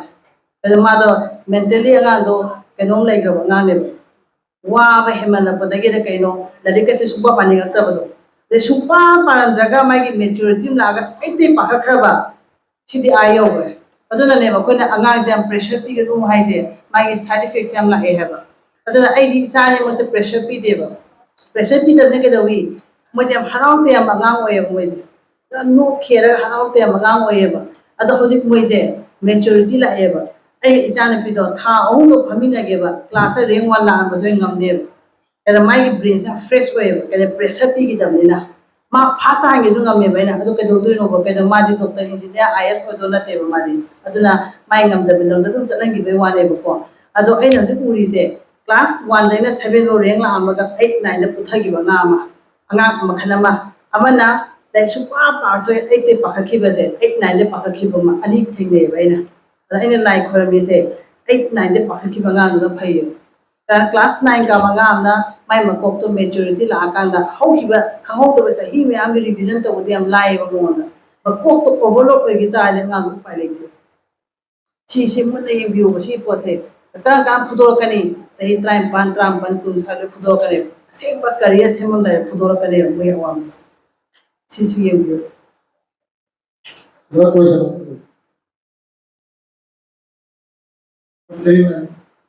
Then I have a psychometric test. Could madam हमारे कुछ describe अपने साइकोमेट्रिक टेस्ट है अखोई में लेंगे तो होवनी फैयेबको बकई मदम इंग्लिश की अंडरस्टैंडिंग याम फजना खंगाबा नत्रगा नंगी हंगते पोसे ऑनलाइन दा तौबी यायबा सिसे ऑफलाइन से ऑनलाइन याम तौईको क्वेश्चन हंगागा यस नो खुंबा खतनेबा हंगाबते क्वेश्चन से लाइक का मरी लेबा क्वेश्चन अतनाते को नंगी स्किल एबिलिटी साइकोलॉजी पर्सनालिटी गुंबा टेस्ट तौईनेबको सिसे पैसा खतंगी चंगे सी टेस्ट 2500 कुम चंगे द मागे रिपोर्ट्स ना बेंगलोर दे लाए को अदन हाना अखोई ऑफिस की मी दे तो अगा सर डिजाइन तो अगा अपॉइंटमेंट लौना रेदना लौना कई मनना मैडम ए क्वेश्चन से ज्ञान तादरे है इम्फाल लगी काउंसलर अमना नंग contact तौरकनेबा अदुगा नंना apps to hangani ado question 1 by 1 adagi explain tawrane nongonda nang answer the yes no khumba katane ado mind su chatha ya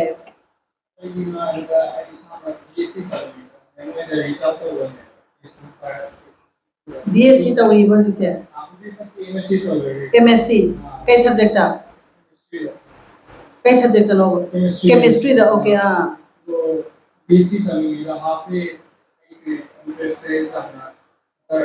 okay chemistry sida ado nangi chemistry se na kitang wajaraga su PhD book chappa ngamagadi chemistry di am demand layeba any cosmetic saba company hero hidak saba company ama ki demand se am layeba ko adu book cha laba to se ke manana hainadragadi yengse akogi forensic science on thaba ya bre yengse ko daga ke no yeng ase ba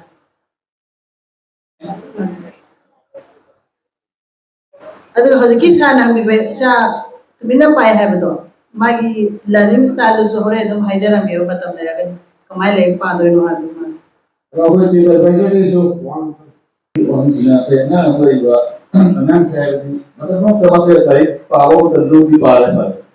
Kita jangan mau tenda, ini momen res kawan kerja ini kawan mungkin, lepas itu ada semana, kita ahan mau ada semana kita guys juga, ahan masih mau kawan tu mesti punya mas, tapi mesti kawan sendiri mesti, macam terus dari sini, lo mungkin wanita mesti, maki ini, maki ahan mau ada semana sih sudah. Rumah yang mesti kena. Kalau ibu dah mesti siapa mau beri. Siapa anu mesti jangan mungkin kita terima kalau rumah yang berusia mana mana kalau rumah ini kalau kita masih terus kaya mesti kalau kita itu rumah sudah mesti masih. Sehingga mana kita saya mana. Saya sih betul sih, yang sih betul sih itu. like itu bhavana program doja Anu medium ini. to paye ba class ya ka bagal Class 6 kami. 6 kari ko satu angang oi ba ado ma class 8 phawo yengi se ko class 8 ti matung da magi su psychometric test oroga magi drawing to dagi chapi aba magi career ate ke lenge su ye thopina se basa aduna tabida angang like su hedak taragadi mi oi base siti national education policy la abana mi yemna sinpham amadagi pisa tangalo haibane ko ada mi yemna career course ani to haibane sikandi ada university so do mane design ta weba ngasai pani enjegi ba paru university ke haido sa ayuk tangang do BA tamaga nungthindana finance tambe ayo ayuk tanama subject tamaga nungthindana BA da dance to ge ayo amai to da yum da sum mare da bangang lai dana ko sa ai gi jagoi pa mi mai pa di ai history tamo hai ka hai bangang lai da hosika di matam lai jaragadi ani mak tambe yare ba university amada amana ayuk ta amana nungthinda mai to ro ko mai to da mana class 6 7 8 pu yengi seba mai lai da sum herak taragadi hena herak taragadi drawing di passion on tham seba hey bar mai pusiki tangka kamda fine arts ki course am yohan biraga magi adudagi su pisa tan be yaye ko kan mai man lai sum pa be interest sum le horaga drawing sum ka gi taragadi hey man ora ka se ngasai ne haja the product design ka se ya o ma tha ki course ne bisi su paisa dang sana ka saving to biro adui lane chat ke haragadi lang tra nga ku namde koi thambi da yad re ko normal BA MA ga mana de ba ma de mo adugi wa khatane class 8 decision la roja adugi di Thank you madam. Aham batata मैं क्या किया है? मेरा ना ये कोई भी से एक तो जाए सिस्टम में नहीं ना लगा है तो मेरा ना सिस्टम तो हमारी वर्क तो बिल्कुल हाई है हमारी डायरेक्शन की बिल्कुल हाई है तो सिस्टम ऐसे मतलब पूरा हमारी एफिशिएंट तो ये जब हमारी नहीं तंबल की बात तो सिस्टम फिर वर्क को खत्म दो ऐसे स्टूडेंट ऐसे पेरेंट्स हमारी डील तो हुई पेरेंट्स का स्टूडेंट्स को हमारी अंडरस्टैंड होगी सिस्टम फिर वर्क खत्म दो सिस्टम फेल हो रहा है पेरेंट्स का हमारी खंग हुई तो क्या जी example am bibi yode there's two things. One is motivation and another is discipline. Motivation, job with the discipline after job. The discipline, job really motivation continue over. So in that case, now student my like away karo, my test they karo. So test my marks din na karo. So my demotivate हुई. Demotivate और मतलब दो mark कमाइना mark तो motivation my back करो. okay okay dana psychology will answer your question psychology nangi question da yam phajaba question ne ko so nangi main focus se it's about discipline and motivation level. Motivation se akoi se dum motivation thi base kadai de thi ge ha base anambana like YouTube kumba ye ko adagi atopa role model kumba dagi inspire tawine ka haraga motivation se lawe ba ado lambi da chalaga su motivation se tasengna thi taraga su motivation se phangwe ba tasengna so isagi motivation se kadai da gi phangduno haiba matamda it's within us aigi manung dai phangdoine motivation haiba sa manung dagi drive ama manung dagi ithilama yaurtraga di yade so like पाबा मतमदनी को motivation से करम मतमदा लाके हबा मतमदा when you get a reward ama phangaka da motivated organi hana ai motivated oidri ai larik paninga paning ko phawra ka da page har ga dum ngai ba amang do he or she will never get motivated aina parakanda chapter ama haiba loirakpado haitare ko chapter ama haiba loirakpada imoda feeling ama phawbani ba satisfaction ama that is reward adu no reward never aduna no matter nanga paningera paningoira nanga nangi everyday nangi tobam topa time schedule or discipline se maintain tawrigai adum nangi motivation se in the journey la kani ba horakpada phangba motivation dudi it's very short term oiba motivation ne it will not long last aduna aruba examinations like UPSC gumba thage kind of plan toba or any entrance examination thage na plan toba dadi short term motivation external dagi logo motivation se it will not last long aduna ai gi manung dagi hai tare ko hadi aina tamdori aina thadori se kai bi damak ta no hai badu ishan isa question hangzara kam da adu dagi motivation du phang kadam ne in the journey chatting ai the process to the motivation se adum la ka doi ne ba until and unless you maintain your discipline no magi ai pabam thopa dagi ai no magi enjoy to bam thopa sing do time management amagi makha da loi tori gai you will always be motivated yarabo are you satisfied with my answer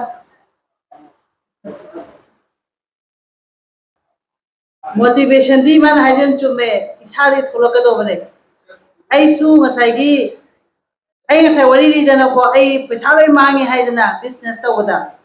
adai gi mi mani mangane su sam kok sam hat na jim do phamalai ba ado no modi ge dawi ithanda mi se mamang le paga thanda ai mi se di engjaga ai na smaina haijai ba ko ai gi ming silomi ka wi prithvi da ai gum sa ama khata ne ai gi magun yam lai ha ba se sa hawalaga ai se ai pusi mu nau na horakhi ba ya ta ba bakhang aduna nang se nang na thanda ne prithvi nang gum ani su ponte ba ya ta ko ya special way ba nang se ये हम उसने अभी जानना चाहते हैं topic artificial intelligence artificial intelligence ऐसे वो net kind है पता नहीं दिला है ना ये माना सिंपल तो इफेक्ट हो तो मेडिकल इंजीनियरिंग में बैनर जैसा हाई और सिंपल मत को ऑलमोस्ट 95% प्लस इक्वल है तो ये two types of people will form what is हमारा आर्टिफिशियल इंटेलिजेंस यूज होगा हमारा आर्टिफिशियल इंटेलिजेंस यूज होगा तो ये अपने हमारा ये new generation artificial intelligence को ना कमाई implement होंगे आई अगर वो थोड़े यूज सीधा कमाई ना ये स्टडी दस आप फर्दर आना करो दस yes gyantai aduna ne yo haukiba nimit mangani mamanda oracle have a company the world gi the mamin chako oracle company na ni lishing kuntha thabak tan thoye aduda india ma cha lishing train thoya we kai no khambra artificial intelligence da tamba matamda shi yawa tamakta ba kangu singse lai thabak tol kareba aduna hositi ke dawi bachelor in computer application ta me ai yaure geography tamada ai hape hositi ko even subject ayamba prokhoi private university da ko subject khudi makte ai je loi hape geology tamada ai hape geology have the study of the sedimentary rocks lenu da lai ba nu matang lai pa ba kangu geology sai se damam sage ka hai ta di geologist na lamda laiba nung do puthaba nungla puthadaba nungla ga do yengani ko moi si bote ai ya wada ka lai haba aduna akoi de hoji future prepare to da ba ya de ba ai na sinma ga da pot me am sle ba ga sa psychiatric doctor ma ai na sun sila roi psychologist ma ai na sun sila roi environmental da laiba mi am ta sila roi Pharmacy ko ai adai no sigi agriculture ai ro gasu AI simba yang ma pon nate AI loina ma sinne ba lete tabuda bo koi di hayang my future prepare to da ya da mani na AI have a subject se any hiram tam da ha po ba history tam azu AI ha pa lai re di geography da su loi lai re ha ba ko adu di koi prepare ta hon ta ma'am AI से आता है तो ma'am तो like ये different things अरे ma'am आज जो AI से स्टूडेंट माय फील्ड रिलेटेड उनका अनु का एआई को कम मदर आने का तो बस mathok ta ba AI at hai ba question to kare ba I already और एआई की डिफरेंस से मान लो AI da in defense हम मतलब डिफरेंस है था engineering AI miyam okay okay engineering करने तो होता है एआई तो माय माय यूज तो मेडिकल का तो यूज है ये एग्रीकल्चर का भी तो यूज है फार्मर का तो यूज है तो ये माय फील्ड रिलेटेड करके एआई तो मतलब इफेक्टिव हो रहा है तो मैं आपके नॉलेज को basically hojik matam da afaba school sing di class 8 tagi AI ha pa hore school ayam ba hojik di koi gi mainland India level school sing je AI je class 8 9 de ha pa hore ko but class 12 ra matung de nang chali ba line du matung ina adu matung ni chat se ba nan medical field gi AI tam de agriculture field gi medical tam ba chhatra ne agriculture gi AI gi field tam de kesum mari le na de ba du di chumi ko ai se admai to dana tami ba line du mari le ba AI se but in general the my basic to di hojikan di mainland India the school sing di samna have the koi Delhi Bangalore Mumbai Hyderabad Hyderabad school sing ayam mana my basic se tamba hore ba angang je class 8 9 de coding je am phasana haigre moi lam gi maja sing je ko 7 8 de coding tam grabani moi je loina ma AI basic se loin tamba hore ba angang sing akhoi ka tane sotha hore je no iski kamu je मैं हमारा last question था अगर हमारा skills है ना ये मसाले people को पाएगा स्किल्स को आसान नहीं ना दिया गया तो ये स्टूडेंट मार जो चूज कर रहा है पेरेंट्स की प्रेशर से ऑब्वियसली पेरेंट्स का काम बड़ी कन्वेंशनल है अली खाने की जो डॉक्टर आए इंजीनियर आए जो बच्चा नहीं चलता ही लोग नहीं था तो सिंपल ऐसे हायर एजुकेशन को एजुकेटेड ऑफिसर हो लोग वे जॉब का वो तो वही परफेक्टली काम है पेरेंट्स 99% ऑफ द पेरेंट्स दूसरे लोगों को काम है अरे हेलो पाई तुम लोगों को भाई पांच एक्सपेक्ट होता है जो कि सच चला नहीं दे रहे वो फील तो फिर मैं मतलब मैं डाउट तो अभी कुछ सुनी पर ऐसे क्लियर से नहीं कोई बता रहा तो ये तुम मतलब पेरेंट्स का कहना है यानी कि ऐसे स्टूडेंट मा कमाएगा ये तो आई स्टूडेंट को parents ki tan lama thamraga parents ki tan lama thamra se ba ko but ai ne insan ga doi se ai ne na insan doi se ima ya pa nu shiyo ba career matang la ga de be selfish nakut na thamo ja thamaga ai na kai pa mi no du khalo en tai ko but dam pa mi ko to reasonable ga do ba future prospect le ga do ba adu ta na asai ja apply be pa me ta pa su me re bi ya de ba du chime ko ja admai to मैं भाई से ये class इधर standard का भी है ये exam हो रहा है जीपीए का काम नहीं कोई पका तो मान लो भी इस साइड का oh ऐसी बहुत सारी चीजें होगी okay ऐसे कोई चीजें नहीं है ना चीजें में आज कोई आसान तो कोई रैंक पर रखी है चीजें okay very good ये इमाई मालूम तो ये हमारे ये इंट्रोडक्शन ये हमने किए इलेक्ट्रॉनिक्स का इंटरेस्ट है ना ये तो पका आना है ये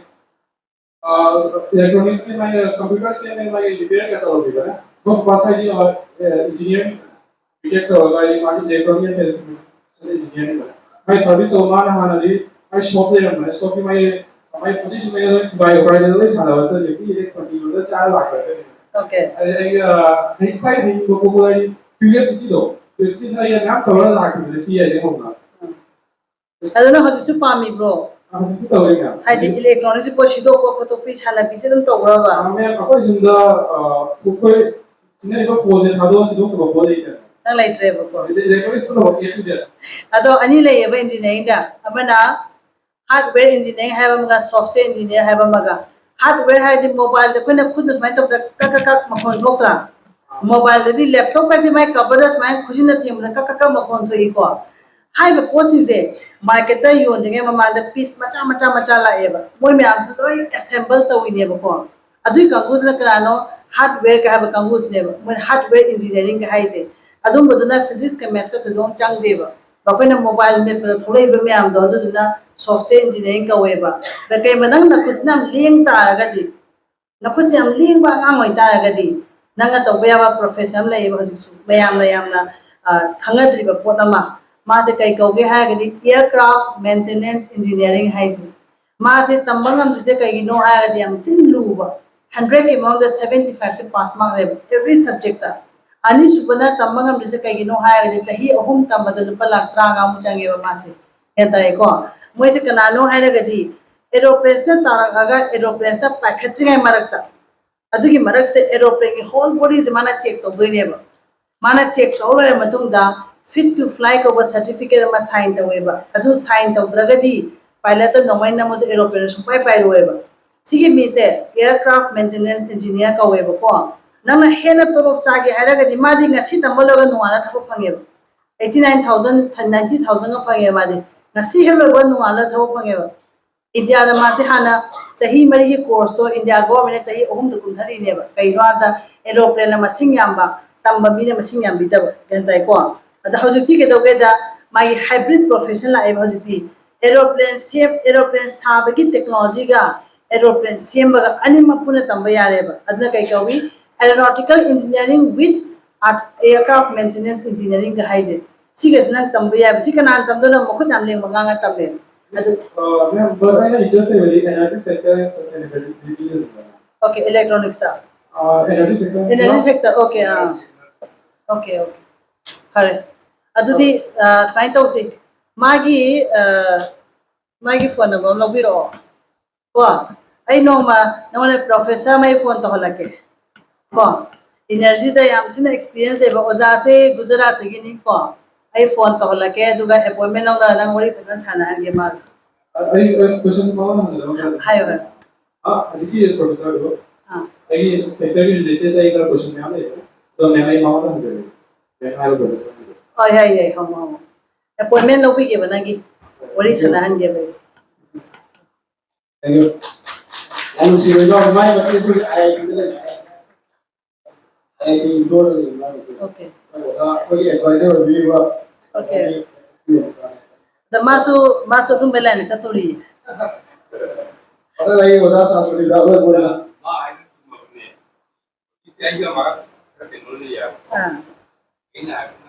installator से सिसु तोलो हम थोए पैसा हम थोए बा वो इंजीनियर दिन नते को installation तो बुकांगु से अखोई सास माइन तो वेबा थाइने की ओजाने लाइक पाक मतम अखोई लाइक पाक मतम दे सा अखोई डिस्ट्रैक्शन लाइक तेबा चित्रा आएगा खाता अंदर अमरने खला है अदना अखोई की लाइफस्टाइल से अखोई की मतलब मो फिक्स तो अखोई लाइफ सा अदना अखोई डिस्ट्रैक्शन एंजाइटी स्ट्रेस लाइक तेबा उदर मतम दो हजगी अना सिसे के दोगे मम्मी सब लोग उड़ बनी ना को खंगी चांग से मोने हेले है बा हेल मजना के दोगे मम्मा पापा ना के नोंगा जोने हाइजस हाबो ने की जनरेशन दा फने am वांगे है पोस तुम लई गी मोइस दा को अदि मु थाइना फने पापा लई एग्जाम नुंगाइ ने पाइबो जा ट्यूशन की मथों लईते बा हजती हम अंगा जे लई पा मतन साइंस जागा अहुम ठोकरे बा थाइना साइंस अहुम ठोकबा गाय जे कुई द्रीम सा अखोय मतन दा दु लईते है बा मोज लाइक पावगी पानिगे मसाक से हम लई है बा दु ब्रेन बुद्धि इले इलेगा फई है को मयाना बट हजके लईबा जनरेशन कांगु से मोजदी के दोगेदा मागी अंगांग से लोशन मंगम शक्ति है हम लईबा सा न दुनबो अंगांग से अखोयगी लाइक ताप मतन सु खरे है लोशन मंगम बा मखर न मतम चंगबा मयाम लईको सा अमाइ तोदना हेक तापगा खंगबा ngang हेक तापगा हाइबा ngang दुदी नोमदा पुंग मंगा तुक लाइक पासु पुंग 10 पास मोना कई मकाइबा लईतेबा ओजान लई तापदा तम मतापदा पुंग अलिहु चंगबा ngang दसु पुंग अलिहु लई पाउ हाइ तादि माई ब्रेन दा दुगी शक्ति लईजदेबा अद लास्ट के दबी लाइक हेक पुद लाइक मोइदा एंजाइटी फॉर्म तौरे स्ट्रेस लाइबा ngang सिस अदुना के दबी ने लेके सुपा पानी दे हागा फम ले थोकी ngang लई है अदुना ने फैना ngang जे क्लास 6 7 कारागदी साइकोलॉजिस्ट उनाबीबा अदु अंगांग के IQ टेस्ट तुम तथोपीबे यारे क्लास 4 5 6 का जे माई IQ की लेवल दी मतु अंगांग जे कमाई लोने सिगे हैबसे अदि वादी क्लास ले सुपा पातब अंगांग बोता बल पुथोमी दुनेबा अल्बर्ट आइंस्टाइन मंगा जे ओजाना मई ममा दा चिठी पिरपनेबा नगी नचा से मको बेरा लेरे मारी स्पेशल स्कूल लाइक त मलु न ओजाना अंगांग दे चिठी पिरागा ममा दा मचा दा पाथोक मतमदा नंग लहे बंगांग यावदंग याम मंगान फबंगांग नि हाय नंग दे अतोप स्कूल तमगा हेना फनी हाय न ममा न मचिन थी ने बंगांग दो पर मा मई पुथोमी ने अखोय म्यांग दि अदना क्लास ता मा दुम फंग पंगांग ना ꯐꯪꯁꯨꯡ ꯐꯪꯉꯛꯇꯕ ꯑꯉꯥꯡꯅ ꯃꯤ ꯑꯣꯏꯔꯣꯏ ꯍꯥꯏꯕꯁꯨ ꯂꯩꯇꯦꯕ ꯁꯥꯔ ꯑꯩꯈꯣꯏꯅ ꯇꯧꯗꯣꯏꯁꯦ ꯑꯉꯥꯡꯒꯤ ꯀꯦꯄꯥꯁꯤꯇꯤꯁꯤ ꯌꯦꯡꯉꯒ ꯑꯗꯨꯒꯤ ꯃꯇꯨꯡ ꯏꯟꯅ ꯊꯕꯛ ꯇꯧꯁꯦ ꯍꯥꯏꯕ ꯋꯥꯅꯦꯕ ꯕ꯭ꯔꯦꯟꯗꯤ ꯏꯜꯂꯤꯒꯣꯏ ꯐꯗꯣꯏꯅꯦꯕ ꯁꯤꯒꯤꯗꯤ ꯑꯗꯣ ꯃꯈꯥ ꯇꯥꯕ ꯑꯩꯒꯤ ꯃꯈꯥ ꯆꯠꯊꯔꯛꯄ ꯑꯣꯏꯅ ꯑꯩꯈꯣꯏ ꯇꯤꯅꯥꯅꯁꯨ ꯑꯗꯨꯒꯤꯁꯨ ꯋꯥꯍꯪ ꯄꯥꯎꯈꯨꯝ ꯃꯉꯣꯟꯗ ꯐꯖꯅ ꯂꯩꯅꯦꯕ ꯑꯗꯨꯒꯤꯁꯨ ꯄꯥꯎꯈꯨꯝꯇ ꯄꯤꯕꯤꯁꯤ ꯇꯤꯅꯥ ꯑꯩꯈꯣꯏꯒꯤ ꯁꯥꯏꯀꯣꯂꯣꯖꯤꯁ ꯑꯃ ꯂꯩꯌꯦꯕꯀꯣ ꯖꯣꯔꯖ ꯑꯦ ꯃꯤꯂꯔ ꯍꯥꯏꯅ ꯁꯥꯔꯀꯣ ꯃꯥꯅ ꯗꯤꯖꯤꯠ ꯁ꯭ꯄꯦꯟ ꯍꯥꯏꯅ ꯄꯨꯊꯣꯛꯑꯝꯃꯦꯕ ꯑꯗꯨꯗꯤ ꯀꯩꯅꯣ ꯍꯥꯏꯕ ꯃꯇꯝꯗ ꯑꯩꯈꯣꯏ ꯃꯤꯑꯣꯏꯕꯒꯤ ꯕ꯭ꯔꯦꯟꯁꯦ ꯗꯤꯖꯤꯠꯁꯦ 7+-2 ꯁꯤꯗꯒꯤ ꯍꯦꯟꯅ ꯀꯦꯄꯥꯁꯤꯇꯤ ꯆꯟꯗꯦꯕ ꯑꯩꯈꯣꯏꯅ ꯅꯤꯡꯁꯤꯡꯕ ꯃꯇꯝꯗꯁꯨ ꯍꯥꯏꯇꯥꯔꯦꯀꯣ ꯗꯤꯖꯤꯠ ꯃꯁꯤꯡꯁꯦ 7ꯗꯒꯤ 2 ꯇꯥꯕ ꯅꯠꯇ꯭ꯔꯒꯅ 7ꯗꯒꯤ 2 ꯍꯦꯟꯕ ꯁꯤꯗꯒꯤ ꯍꯦꯟꯅ ꯄꯥꯛꯅ ꯅꯤꯡꯁꯤꯡꯕ ꯉꯝꯃꯣꯏꯕ ꯑꯗꯨꯅ ꯑꯩꯈꯣꯏꯒꯤ ꯑꯁꯥꯡꯕ ꯃꯁꯤꯡꯒꯨꯝꯕ ꯅꯤꯡꯁꯤꯡꯉꯛꯄꯒꯨꯝꯕꯁꯤꯒꯤꯗꯤ ꯑꯩꯈꯣꯏꯒꯤ ꯃꯦꯃꯣꯔꯤꯁꯦ ꯑꯩꯈꯣꯏꯅ ꯇ꯭ꯔꯦꯟ ꯇꯧꯖꯔꯤꯅꯦꯕ ꯑꯗꯨꯒꯤ ꯑꯩꯈꯣꯏ ꯅꯤꯡꯁꯤꯡꯅꯕꯒꯤ ꯇꯦꯛꯅꯤꯛꯁ ꯃꯌꯥꯝ ꯑꯃ ꯂꯩꯌꯦꯕꯀꯣ ꯍꯥꯏꯗꯤ ꯑꯦꯛꯇꯤꯚ ꯔꯤꯀꯣꯂꯤꯡ ꯀꯥꯏꯅ ꯍꯥꯏꯕ ꯑꯗꯨꯗꯤ ꯁꯥꯏꯀꯣꯂꯣꯖꯤꯀꯦꯜ ꯇꯦꯛꯅꯤꯛꯁ ꯉꯥꯛꯇꯅꯦꯕꯀꯣ ꯑꯗꯨꯅ ꯑꯩꯈꯣꯏꯅ ꯑꯉꯥꯡꯁꯤꯡꯁꯦ ꯄꯔꯁꯅꯦꯂꯤ ꯗꯤꯜ ꯇꯧꯕ ꯃꯇꯝꯗ ꯑꯗꯨꯒꯨꯝꯕ ꯃꯦꯃꯣꯔꯤꯒꯤ ꯈꯤꯇꯪ ꯂꯥꯏꯔꯤꯛꯇꯤ ꯌꯥꯝ ꯄꯥꯔꯦ ꯑꯗꯨ ꯏꯕ ꯃꯇꯝꯗꯗꯤ ꯑꯦꯛꯖꯥꯝꯗꯗꯤ ꯃꯥꯔꯛ ꯌꯥꯝ ꯐꯪꯗꯦꯒ ꯍꯥꯏꯕꯁꯦ ꯑꯗꯨꯒꯨꯝꯕ ꯇꯦꯛꯅꯤꯛꯁꯦ ꯄꯔꯁꯅꯦꯂꯤ ꯑꯗꯨꯝ ꯑꯩꯈꯣꯏꯅ ꯍꯥꯞꯄ ꯌꯥꯎꯋꯦꯕ ꯑꯗꯨꯃꯥꯏꯅ ꯇꯧꯋꯦ ꯑꯗꯨꯒ ꯑꯉꯥꯡꯁꯤꯡꯁꯦ ꯄꯣꯛꯂꯛꯄꯗꯒꯤ ꯍꯥꯏꯇꯥꯔꯦꯀꯣ ꯄꯣꯛꯂꯛꯄꯗꯒꯤ ꯍꯥꯏꯗ꯭ꯔꯒꯁꯨ ꯄꯣꯛꯇ꯭ꯔꯤꯉꯩꯗꯒꯤ ꯃꯃꯥꯒꯤ ꯄꯨꯛꯅꯨꯡꯗꯒꯤ ꯍꯧꯔꯒ ꯗꯦꯕꯂꯞꯃꯦꯟꯁꯦ ꯍꯧꯔꯛꯏꯅꯦꯕꯀꯣ ꯑꯗꯨꯅ ꯑꯗꯨꯒꯤ ꯃꯇꯝꯗꯒꯤ ꯑꯗꯩ ꯄꯣꯛꯂꯛꯑ ꯃꯇꯨꯡꯗꯒꯤ ꯕ꯭ꯔꯦꯟꯁꯦ ꯑꯗꯨꯝ ꯗꯦꯕꯂꯞꯄꯤꯡ ꯁ꯭ꯇꯦꯖꯇ ꯑꯗꯨꯝ ꯂꯩꯗꯣꯏꯅꯦꯕ ꯑꯗꯣ ꯌꯥꯝ ꯈꯦꯠꯅꯩꯌꯦꯕ ꯇꯁꯦꯡꯅꯀꯣ ꯆꯍꯤ 2 ꯐꯥꯎꯕꯒꯤ ꯑꯉꯥꯡꯒꯤ ꯕ꯭ꯔꯦꯟꯒꯤ ꯃꯦꯃꯣꯔꯤ ꯑꯣꯔ ꯕ꯭ꯔꯦꯟ ꯗꯦꯕꯂꯞꯃꯦꯟ ꯑꯗꯒꯤ ꯆꯍꯤ 2ꯗꯒꯤꯅ 5 ꯐꯥꯎ 5ꯗꯒꯤꯅ 8 ꯐꯥꯎ 8ꯗꯒꯤꯅ 13 ꯐꯥꯎ ꯀ ꯍꯥꯏꯕꯁꯦ ꯑꯩꯈꯣꯏꯒꯤ ꯃꯣꯏꯅ ꯑꯉꯥꯡ ꯃꯆꯥꯁꯤꯡꯁꯤꯅ ꯍꯥꯏꯇꯥꯔꯦꯀꯣ ꯈꯪꯕ ꯉꯝꯕ ꯅꯤꯡꯁꯤꯡꯕ ꯉꯝꯕꯒꯤ ꯀꯦꯄꯥꯁꯤꯇꯤ ꯃꯦꯃꯣꯔꯤ ꯀꯦꯄꯥꯁꯤꯇꯤ ꯋꯥꯈꯜ ꯈꯟꯕꯒꯤ ꯍꯥꯏꯇꯥꯔꯦꯀꯣ ꯑꯗꯨ ꯃꯌꯥꯝꯁꯦ ꯂꯣꯏꯅꯃꯛ ꯈꯦꯠꯅꯩꯕ ꯇꯞ ꯇꯞꯅ ꯆꯍꯤꯒꯤ ꯃꯇꯨꯡ ꯏꯟꯅ ꯂꯣꯏꯅꯃꯛ ꯗꯦꯕꯂꯞ ꯇꯧꯔꯛꯀꯗꯣꯏꯅꯦꯕ ꯑꯗꯨꯃꯥꯏꯅ ꯂꯩꯌꯦ ꯇꯁꯦꯡꯅ ꯑꯗꯨꯅ ꯑꯩꯈꯣꯏꯅ ꯑꯉꯥꯡꯁꯤꯡꯁꯦ ꯄꯤꯛꯏꯉꯩꯗꯒꯤ ꯍꯥꯏꯇꯥꯔꯦꯀꯣ ꯄꯤꯛꯏꯉꯩꯗ ꯃꯁꯤꯡꯁꯦ ꯆꯍꯤ 2 ꯐꯥꯎꯕꯒꯤ ꯃꯔꯛꯁꯤꯗ ꯍꯥꯏꯇꯥꯔꯦꯀꯣ ꯃꯣꯏꯅ ꯈꯪꯕ ꯉꯝꯕ ꯋꯥꯔꯗꯁꯦ ꯄꯨꯂꯞ ꯄꯨꯟꯁꯤꯜꯂꯒ 50 ꯋꯥꯔꯗꯁ 50 ꯋꯥꯔꯗꯁ ꯐꯥꯎ ꯉꯝꯃꯦ ꯍꯥꯏꯕ ꯑꯗꯨꯁꯨ ꯂꯩꯌꯦꯕ ꯑꯗꯨꯅ ꯑꯩꯈꯣꯏꯅ ꯆꯥꯎꯔꯛꯄꯒꯤ ꯃꯇꯨꯡ ꯏꯟꯅ ꯇꯞ ꯇꯞꯅ ꯍꯥꯏꯇꯥꯔꯦꯀꯣ ꯑꯩꯈꯣꯏꯒꯤ ꯃꯦꯃꯣꯔꯤ ꯑꯣꯔ ꯅꯠꯇ꯭ꯔꯒꯅ ꯋꯥꯍꯩ ꯃꯌꯥꯝ ꯍꯥꯏꯕ ꯉꯝꯕꯒꯤ ꯑꯣꯔ ꯅꯠꯇ꯭ꯔꯒꯅ ꯑꯩꯈꯣꯏꯒꯤ ꯗꯤꯖꯤꯠ ꯅꯤꯡꯁꯤꯡꯕ ꯉꯝꯕꯒꯤꯁꯦ ꯑꯗꯨꯃꯥꯏꯅ ꯗꯦꯕꯂꯞ ꯇꯧꯔꯛꯏꯅꯦꯕ ꯑꯗꯨꯅ ꯑꯉꯥꯡ ꯃꯆꯥ ꯑꯃꯒ ꯑꯍꯟ ꯑꯃꯒꯁꯨ ꯃꯥꯟꯅꯔꯣꯏꯕ ꯇꯁꯦꯡꯅꯀꯣ ꯑꯗꯨꯒꯨꯝꯕꯁꯦ ꯗꯦꯕꯂꯞꯃꯦꯟꯗ ꯂꯣꯏ ꯌꯥꯎꯔꯤꯅꯦꯕꯀꯣ ꯁꯤꯁꯦ ꯂꯥꯏꯛ ꯗꯦꯕꯂꯞꯃꯦꯟꯇꯦꯜ ꯁꯥꯏꯀꯣꯂꯣꯖꯤꯒꯤ ꯄꯥꯔꯠ ꯑꯃ ꯆꯤꯡꯉꯦ ꯑꯦꯟ ꯗꯦꯟ ꯑꯩꯈꯣꯏꯅ ꯑꯉꯥꯡꯁꯤꯡꯁꯦ ꯂꯥꯏꯔꯤꯛ ꯄꯥꯕ ꯃꯇꯝꯗ ꯍꯥꯏꯇꯥꯔꯦꯀꯣ ꯇꯦꯛꯅꯤꯛ ꯑꯃ ꯂꯩꯌꯦꯕ ꯄꯣꯃꯣꯗꯣꯔꯣ ꯇꯦꯛꯅꯤꯛ ꯍꯥꯏ ꯌꯨꯇ꯭ꯌꯨꯕꯇꯁꯨ ꯑꯗꯨꯝ ꯌꯦꯡꯕ ꯐꯪꯕꯅꯦꯀꯣ ꯑꯗꯨꯝ ꯑꯩ ꯑꯗꯨꯝ ꯔꯦꯀꯃꯦꯟ ꯇꯧꯔꯝꯒꯦ ꯂꯥꯏꯔꯤꯛ ꯄꯥꯕ ꯃꯇꯝꯗ ꯑꯩꯈꯣꯏ ꯃꯤꯑꯣꯏꯕꯒꯤ ꯕ꯭ꯔꯦꯟꯒꯤ ꯀꯦꯄꯥꯁꯤꯇꯤꯁꯦ ꯂꯣꯏꯅꯃꯛ ꯂꯤꯃꯤꯇꯦꯠ ꯑꯣꯏꯌꯦꯕ ꯄꯨꯡ ꯑꯃ ꯐꯥꯅ ꯂꯥꯏꯔꯤꯛ ꯄꯥꯔꯛꯄ ꯃꯇꯝꯗ ꯑꯩꯈꯣꯏ ꯋꯥꯔꯛꯑꯦꯕ ꯀꯣꯛꯁꯤꯗ ꯁꯤꯒꯅꯦꯜ ꯑꯃ ꯄꯤꯔꯛꯄꯅꯦꯕ ꯆꯪꯉꯛꯇꯕꯅꯦꯕ ꯑꯗꯨꯗꯣ ꯕ꯭ꯔꯦꯟꯅ ꯑꯩꯁꯦ ꯉꯥꯛꯇꯪ ꯄꯣꯊꯥꯒꯦ ꯍꯥꯏꯕꯅꯦꯕ ꯁꯣ ꯑꯩꯈꯣꯏꯒꯤ ꯀꯝꯄꯤꯇꯤꯇꯤꯚ ꯑꯦꯛꯖꯥꯝ ꯊꯥꯔꯤꯕ ꯁꯄꯣꯁ let's say NEET JEE or SSC ꯊꯥꯔꯤꯕ ꯑꯣꯔ UPSC ꯊꯥꯔꯤꯕ ꯃꯌꯥꯝꯁꯦ ꯂꯥꯏꯛ ꯗꯦ ꯁꯦ ꯗꯦꯠ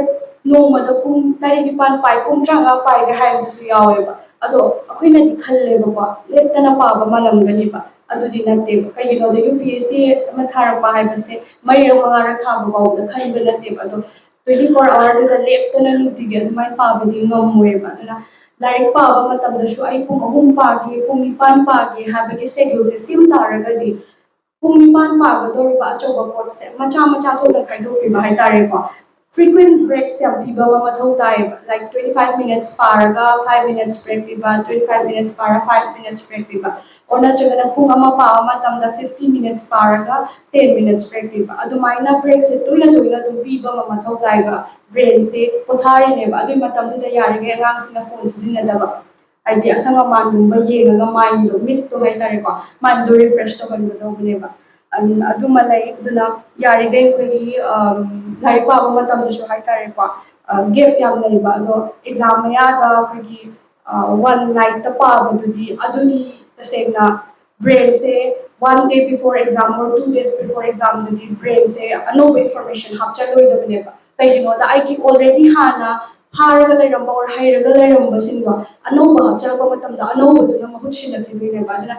ꯑꯅꯧꯕ ꯄꯥꯔꯤꯗꯨꯁꯨ ꯃꯃꯨꯠ ꯇꯥꯍꯧꯔꯣꯏꯕ ꯍꯥꯟꯅꯒꯤ ꯄꯥꯕꯗꯨꯁꯨ ꯀꯥꯎꯗꯣꯏꯅꯦꯕ ꯑꯗꯨꯗꯒꯤꯅꯦꯕ ꯑꯃꯨꯛ ꯑꯦꯛꯖꯥꯝ ꯍꯣꯜꯗ ꯆꯪꯉ ꯃꯇꯨꯡꯗ ꯑꯃꯨꯛ ꯑꯦꯟꯖꯥꯏꯇꯤ ꯂꯩꯔꯛꯄ ꯇꯦꯟꯁꯟ ꯂꯩꯔꯛꯄ ꯀꯥꯎꯈꯤꯕ ꯍꯌꯦꯡ ꯃꯥꯔꯛ ꯐꯪꯗꯕꯒꯤ ꯄ꯭ꯔꯣꯕ꯭ꯂꯦꯝ ꯃꯌꯥꯝꯁꯦ ꯑꯗꯨꯅ ꯋꯥꯠꯂꯤꯉꯩꯗꯒꯤ ꯇꯥꯏꯝ ꯃꯦꯅꯦꯖꯃꯦꯟ ꯑꯩ ꯉꯁꯥꯏꯁꯨ ꯑꯗꯨꯝ ꯍꯥꯏꯖꯕꯗꯣ ꯇꯥꯏꯝ ꯃꯦꯅꯦꯖꯃꯦꯟꯁꯦ ꯑꯗꯨꯝ ꯃꯦꯟꯗꯦꯇꯔꯤꯅꯤ ꯀꯩꯒꯤꯅꯣ ꯍꯥꯏꯕ ꯃꯇꯝꯗ ꯇꯥꯏꯝ ꯃꯦꯅꯦꯖꯃꯦꯟꯗ ꯌꯥꯎꯔꯛꯀꯗꯣꯏꯁꯦ ꯐꯣꯟ ꯄꯥꯏꯕꯒꯤꯁꯨ ꯌꯥꯎꯔꯛꯀꯅꯤ ꯗꯤꯁꯤꯄ꯭ꯂꯤꯟ ꯃꯦꯟꯇꯦꯟ ꯇꯧꯕꯒꯤꯁꯨ ꯌꯥꯎꯔꯛꯀꯅꯤꯕꯀꯣ ꯑꯗꯨꯅ ꯋꯥꯠꯂꯤꯉꯩꯗꯒꯤ ꯇꯥꯏꯝ ꯃꯦꯅꯦꯖꯃꯦꯟ ꯑꯃꯒꯤ ꯃꯈꯥꯗ ꯇꯧꯔꯤꯈꯩ ꯑꯗꯨ ꯂꯣꯏꯅꯃꯛ ꯑꯩꯈꯣꯏꯅ ꯂꯣꯏ ꯃꯦꯅꯦꯖ ꯇꯧꯕ ꯉꯝꯒꯅꯤ ꯑꯗꯨ ꯁꯤꯃ ꯂꯩ ꯑꯗꯨꯅ ꯐꯣꯟ ꯄꯥꯏꯕ ꯑꯣꯏꯇꯥꯔꯒꯁꯨꯀꯣ ꯂꯥꯏꯔꯤꯛ ꯄꯥꯔꯝꯗꯥꯏ ꯃꯃꯥꯡꯁꯤꯗ ꯐꯣꯟ ꯌꯥꯝꯅ ꯑꯃꯨꯛꯇ ꯑꯩꯈꯣꯏꯒꯤ 3 hours ꯀꯨꯝꯕ ꯂꯦꯞꯇꯅ ꯐꯣꯟꯁꯦ ꯌꯦꯡꯉꯨꯔꯒ ꯂꯥꯏꯔꯤꯛ ꯄꯥꯒꯦ ꯍꯥꯏꯕꯗꯨꯗꯤ ꯑꯩꯅ ꯉꯁꯥꯏ ꯍꯥꯏꯖꯈꯤꯕꯗꯣ ꯑꯩꯈꯣꯏ ꯕ꯭ꯔꯦꯟꯁꯦ ꯃꯥꯒꯤ ꯀꯦꯄꯥꯁꯤꯇꯤ ꯑꯃ ꯂꯩꯌꯦꯕ ꯕ꯭ꯔꯦꯟꯒꯤꯁꯨ ꯃꯦꯃꯣꯔꯤ ꯀꯦꯄꯥꯁꯤꯇꯤ ꯏꯟꯐꯣꯔꯃꯦꯁꯟꯒꯤ ꯀꯦꯄꯥꯁꯤꯇꯤ ꯑꯣꯜꯔꯦꯗꯤ ꯃꯌꯥꯝ ꯑꯃ ꯌꯦꯡꯒꯅꯤ ꯌꯨꯇ꯭ꯌꯨꯕ ꯌꯦꯡꯒꯅꯤ ꯋꯥꯆꯦꯞꯀꯤ ꯃꯦꯁꯦꯖ ꯌꯦꯡꯒꯅꯤ ꯏꯟꯁꯇꯥꯒ꯭ꯔꯥꯝꯒꯤ ꯁ꯭ꯇꯣꯔꯤ ꯔꯤꯜꯁ ꯌꯦꯡꯒꯅꯤꯀꯣ ꯑꯗꯣ ꯕ꯭ꯔꯦꯟꯁꯤꯗꯤ ꯑꯣꯜꯔꯦꯗꯤ ꯏꯟꯐꯣꯔꯃꯦꯁꯟꯗꯤ ꯑꯣꯚꯔꯂꯣꯗ ꯑꯣꯏꯗꯣꯏꯅꯦꯕ ꯑꯗꯨꯒꯤ ꯃꯇꯝꯗ ꯑꯃꯨꯛ ꯑꯅꯧꯕ ꯂꯥꯏꯔꯤꯛꯀꯤ ꯄꯣꯠ ꯍꯥꯞꯆꯤꯟꯒꯦ ꯍꯥꯏꯕꯗꯗꯤ ꯆꯪꯉꯔꯣꯏꯕꯀꯣ ꯑꯗꯨꯅꯦ ꯑꯗꯨꯅ ꯏꯁꯥꯅꯁꯨ ꯂꯣꯏꯅꯃꯛ ꯁ꯭ꯇ꯭ꯔꯦꯇꯦꯖꯤꯀꯦꯂꯤ ꯃꯦꯅꯦꯖ ꯇꯧꯕ ꯑꯃ ꯃꯊꯧ ꯇꯥꯏ ꯁꯨꯃꯥꯏꯅ ꯍꯥꯏꯖꯒꯦ sir thank you Saya menjadi dosen ini jalan, ini jalan penjaga mayat dia. Kalau tempat nanti asal dari proper UPSC se, कोई बात ना कोई IS UPSC से कोई हमारे जाओ, कोई एस्पिरेशन मतलब कैंडिडेट में है बस है. डॉक्टर सिंह से बंदे मगदी, डॉक्टर सिंह UPSC से डॉक्टर एक तो मजा आ गया. तो कोई अंदर सीधा, कोई सोशल डॉक्टर होगा, इंजीनियर होगा, यूनिवर्सिटी प्रोफेसर होगा. Apa itu yang lalu pergi, saya lalu juga pergi, yang lalu saya, kalau sudah mulai mungkin kita saya UPSC atau civil service melakukan desisi, kalau bagi saya yang mainly pada masih menjadi masih karena itu kursi dari profesional, karena member dari profesional saja, jadi itu civil service sensitif member, masih kerjaan tu kalau masih terbaik, kalau profesional masih apa yang kita bisa tahu mengenai masih kita bisa masih हम लोग से मतलब दा ये hundred से कि सारा के जाएगी कि का सारा कोई ये बंद तो कोई कोलम पर कम्युनिकेशन करो अभी तो नहीं कि सारा पीछे मार तीन पानी माना ये का पानी अरे कोई का बोर्ड का पानी तो माना तो ये वो इकोसे तो ये फेमस है ना उनका ये सब करवा तो मैं इन्वेस्टमेंट से लाइक स्कूल के हम लोग का क्या दो माय इन्वेस्टमेंट अभी इसमें मार्क्स का निकला बोर्ड का वो उन प्रोसेस है तो बस मैं मैडम से कमाई तो सीधी और इनकी लोगों की क्वालिफिकेशन करेंगे और यार मैं कैरियर से कमाई तो सिमोन प्रो दो ले दूंगा तो हमें से इसे पास है अगली क्लास में करेंगे तो मजा हमारा तो कोविड-19 में बच्चों लगी तो क्लास से ऑनलाइन क्लास तो बच्चों लगी फिर मोबाइल का भी शुरू होता है मोबाइल से मदद सुनिए मोबाइल पाई जब तुम दबा तो ये है तो होगा मोबाइल पाई जब दिमाग में ना बता जैसे मेरा ये डेवलप करने ओके सर हम सुबह क्वेश्चन दुदी अखोई हरे मिस तिनाना पीरने अदो अहम बगी सेजा अखोई ममा पासिंगी अमा लैबा मचादा सुं योलोप कांदने नई थुना चावरो थुना मी ओइरो थुना तोलोप चारो जेते हाइबी मोइना गासिंगसिदा मैं मना करो सुन तारा बने मुझे हम थुना तोलोप चामा बेदा खले गासिंगसि angang samu unabada angang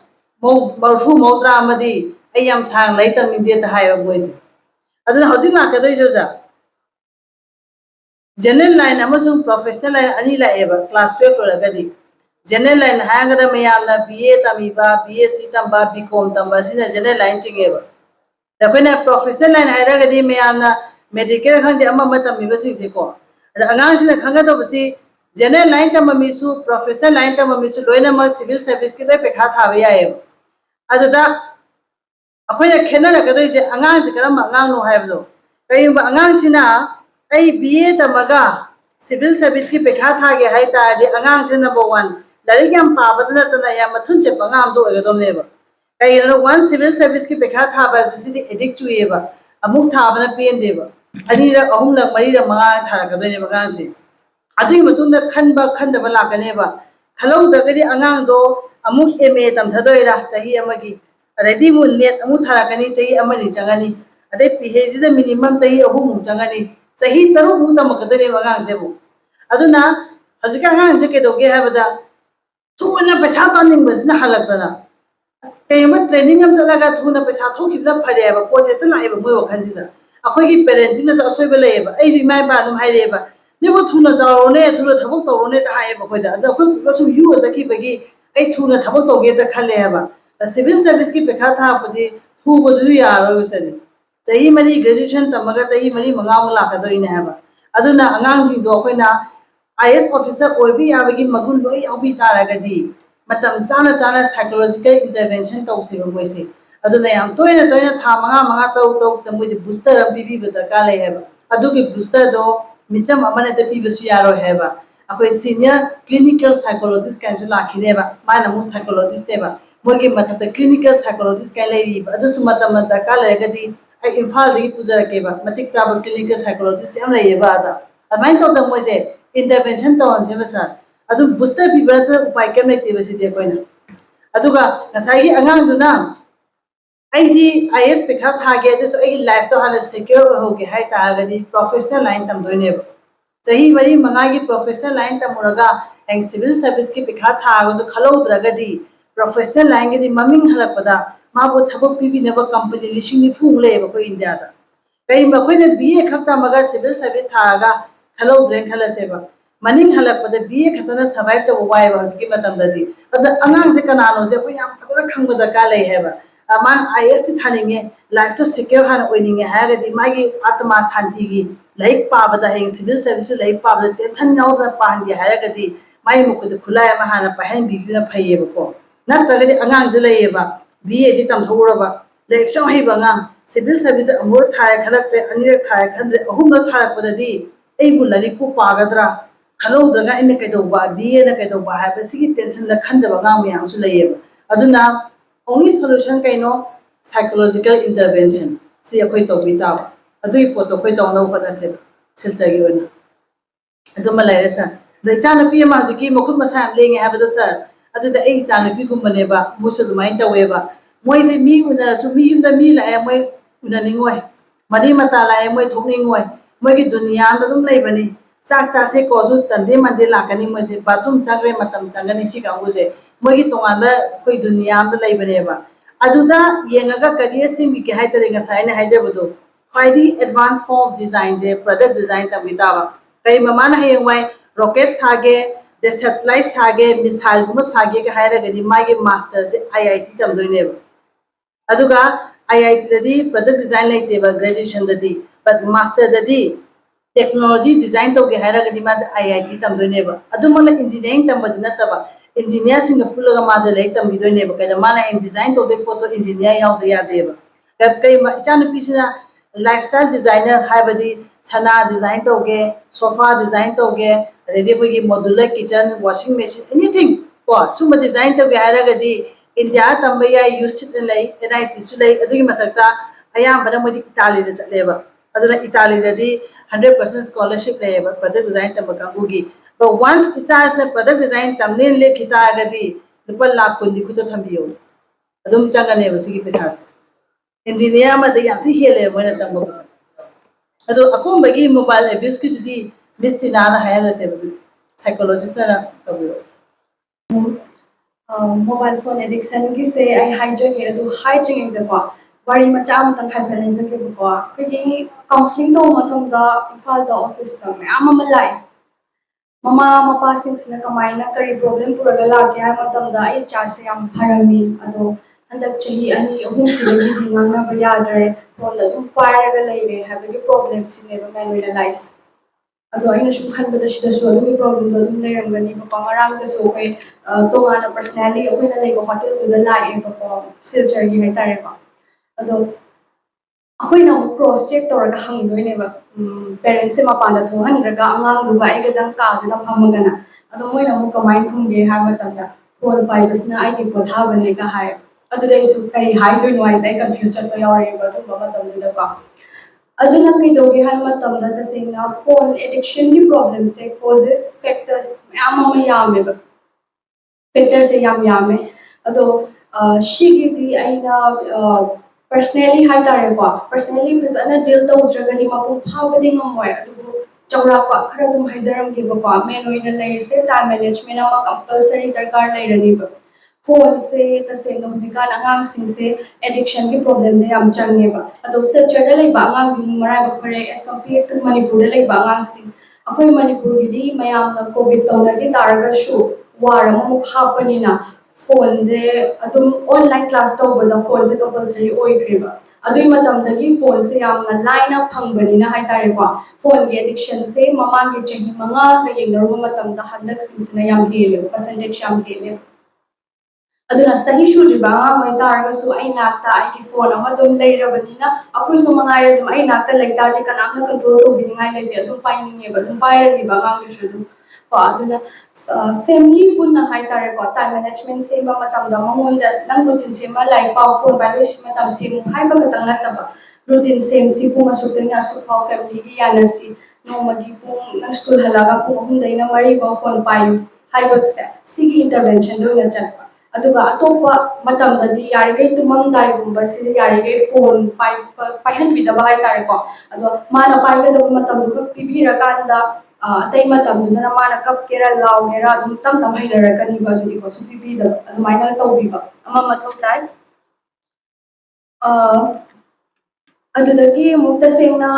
phone addiction ki problem si sumaina khatang hairagadi effective oiroi aina aiga noma khatang unaraga shu effective oide basidi akhoi ga angang duga or and above that parents ka yana ba hai tare ko repo ma build tawra matung da thajana ba build tawra matung da koi cognitive behavior therapy CBT kaina lei ba mana negative oina khalami ba pot se tam na matam ni matung ina wari sana ba de yaur ka doi ne ba positive oina khalan ba gumba adumain tawra my mindset se simdo ka doi ne ba matam ni khatang ni changali adugi pot se but effective ti oi gani aduna mobile phone gi problem si yam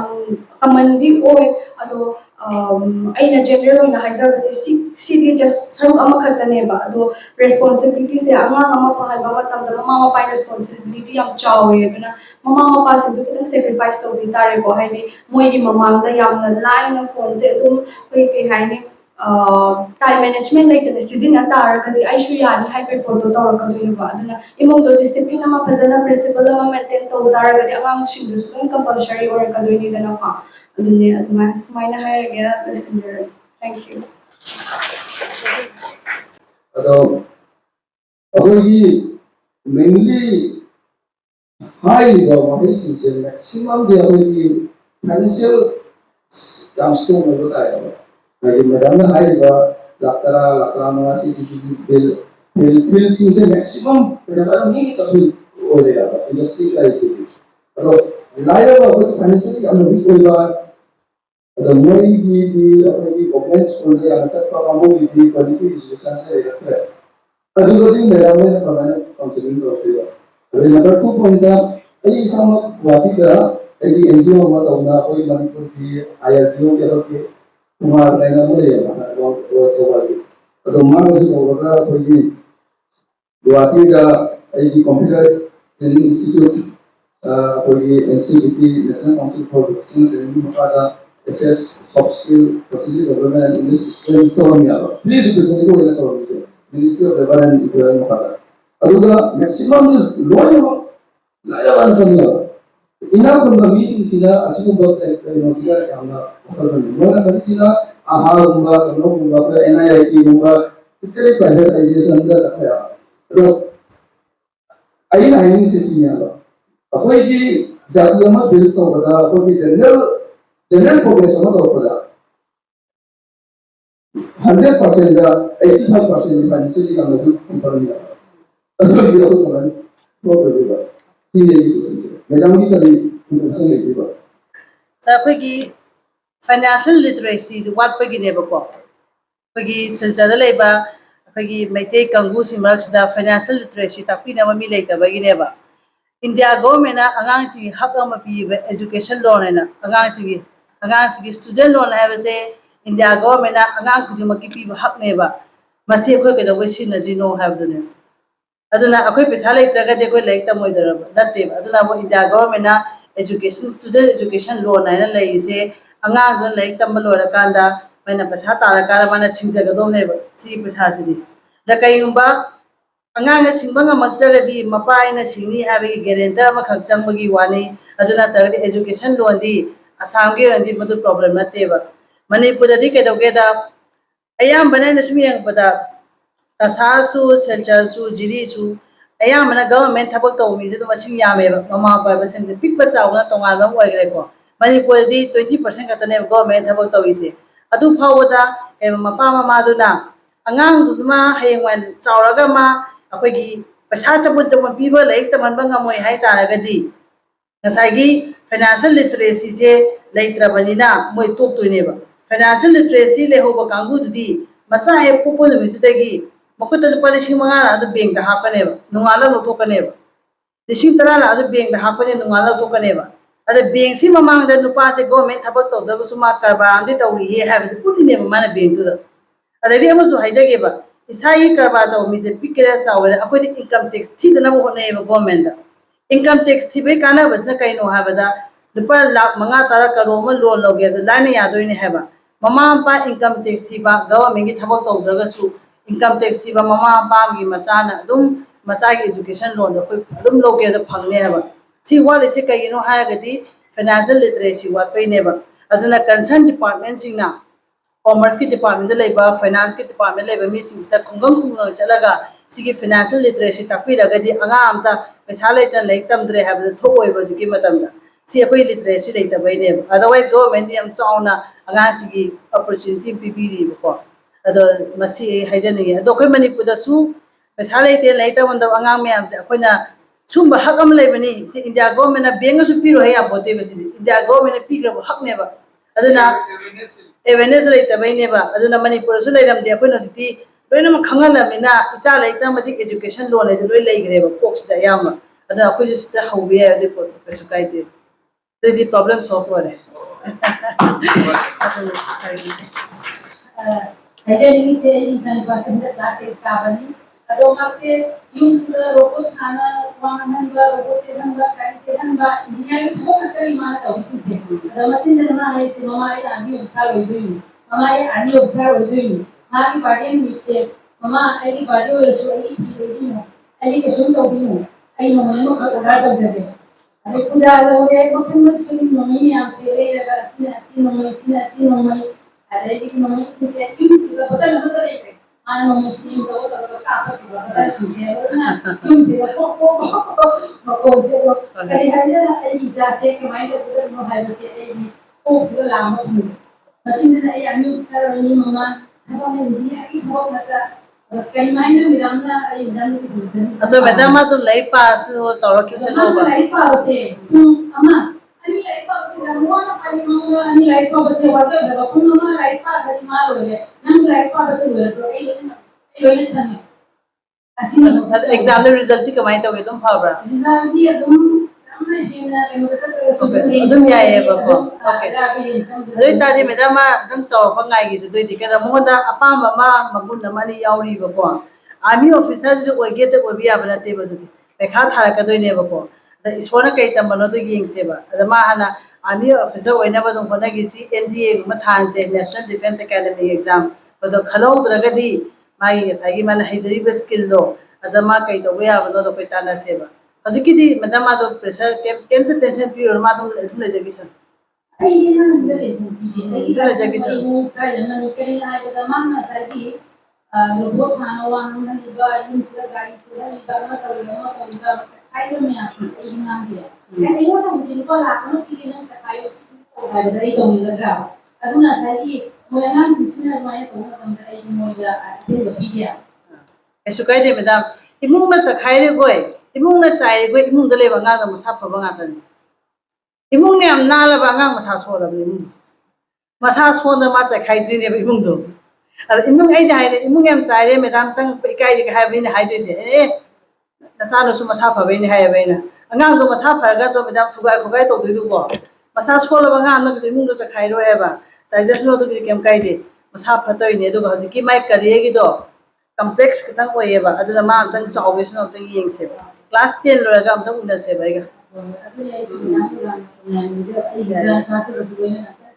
ya beda yengs exam lo ya friends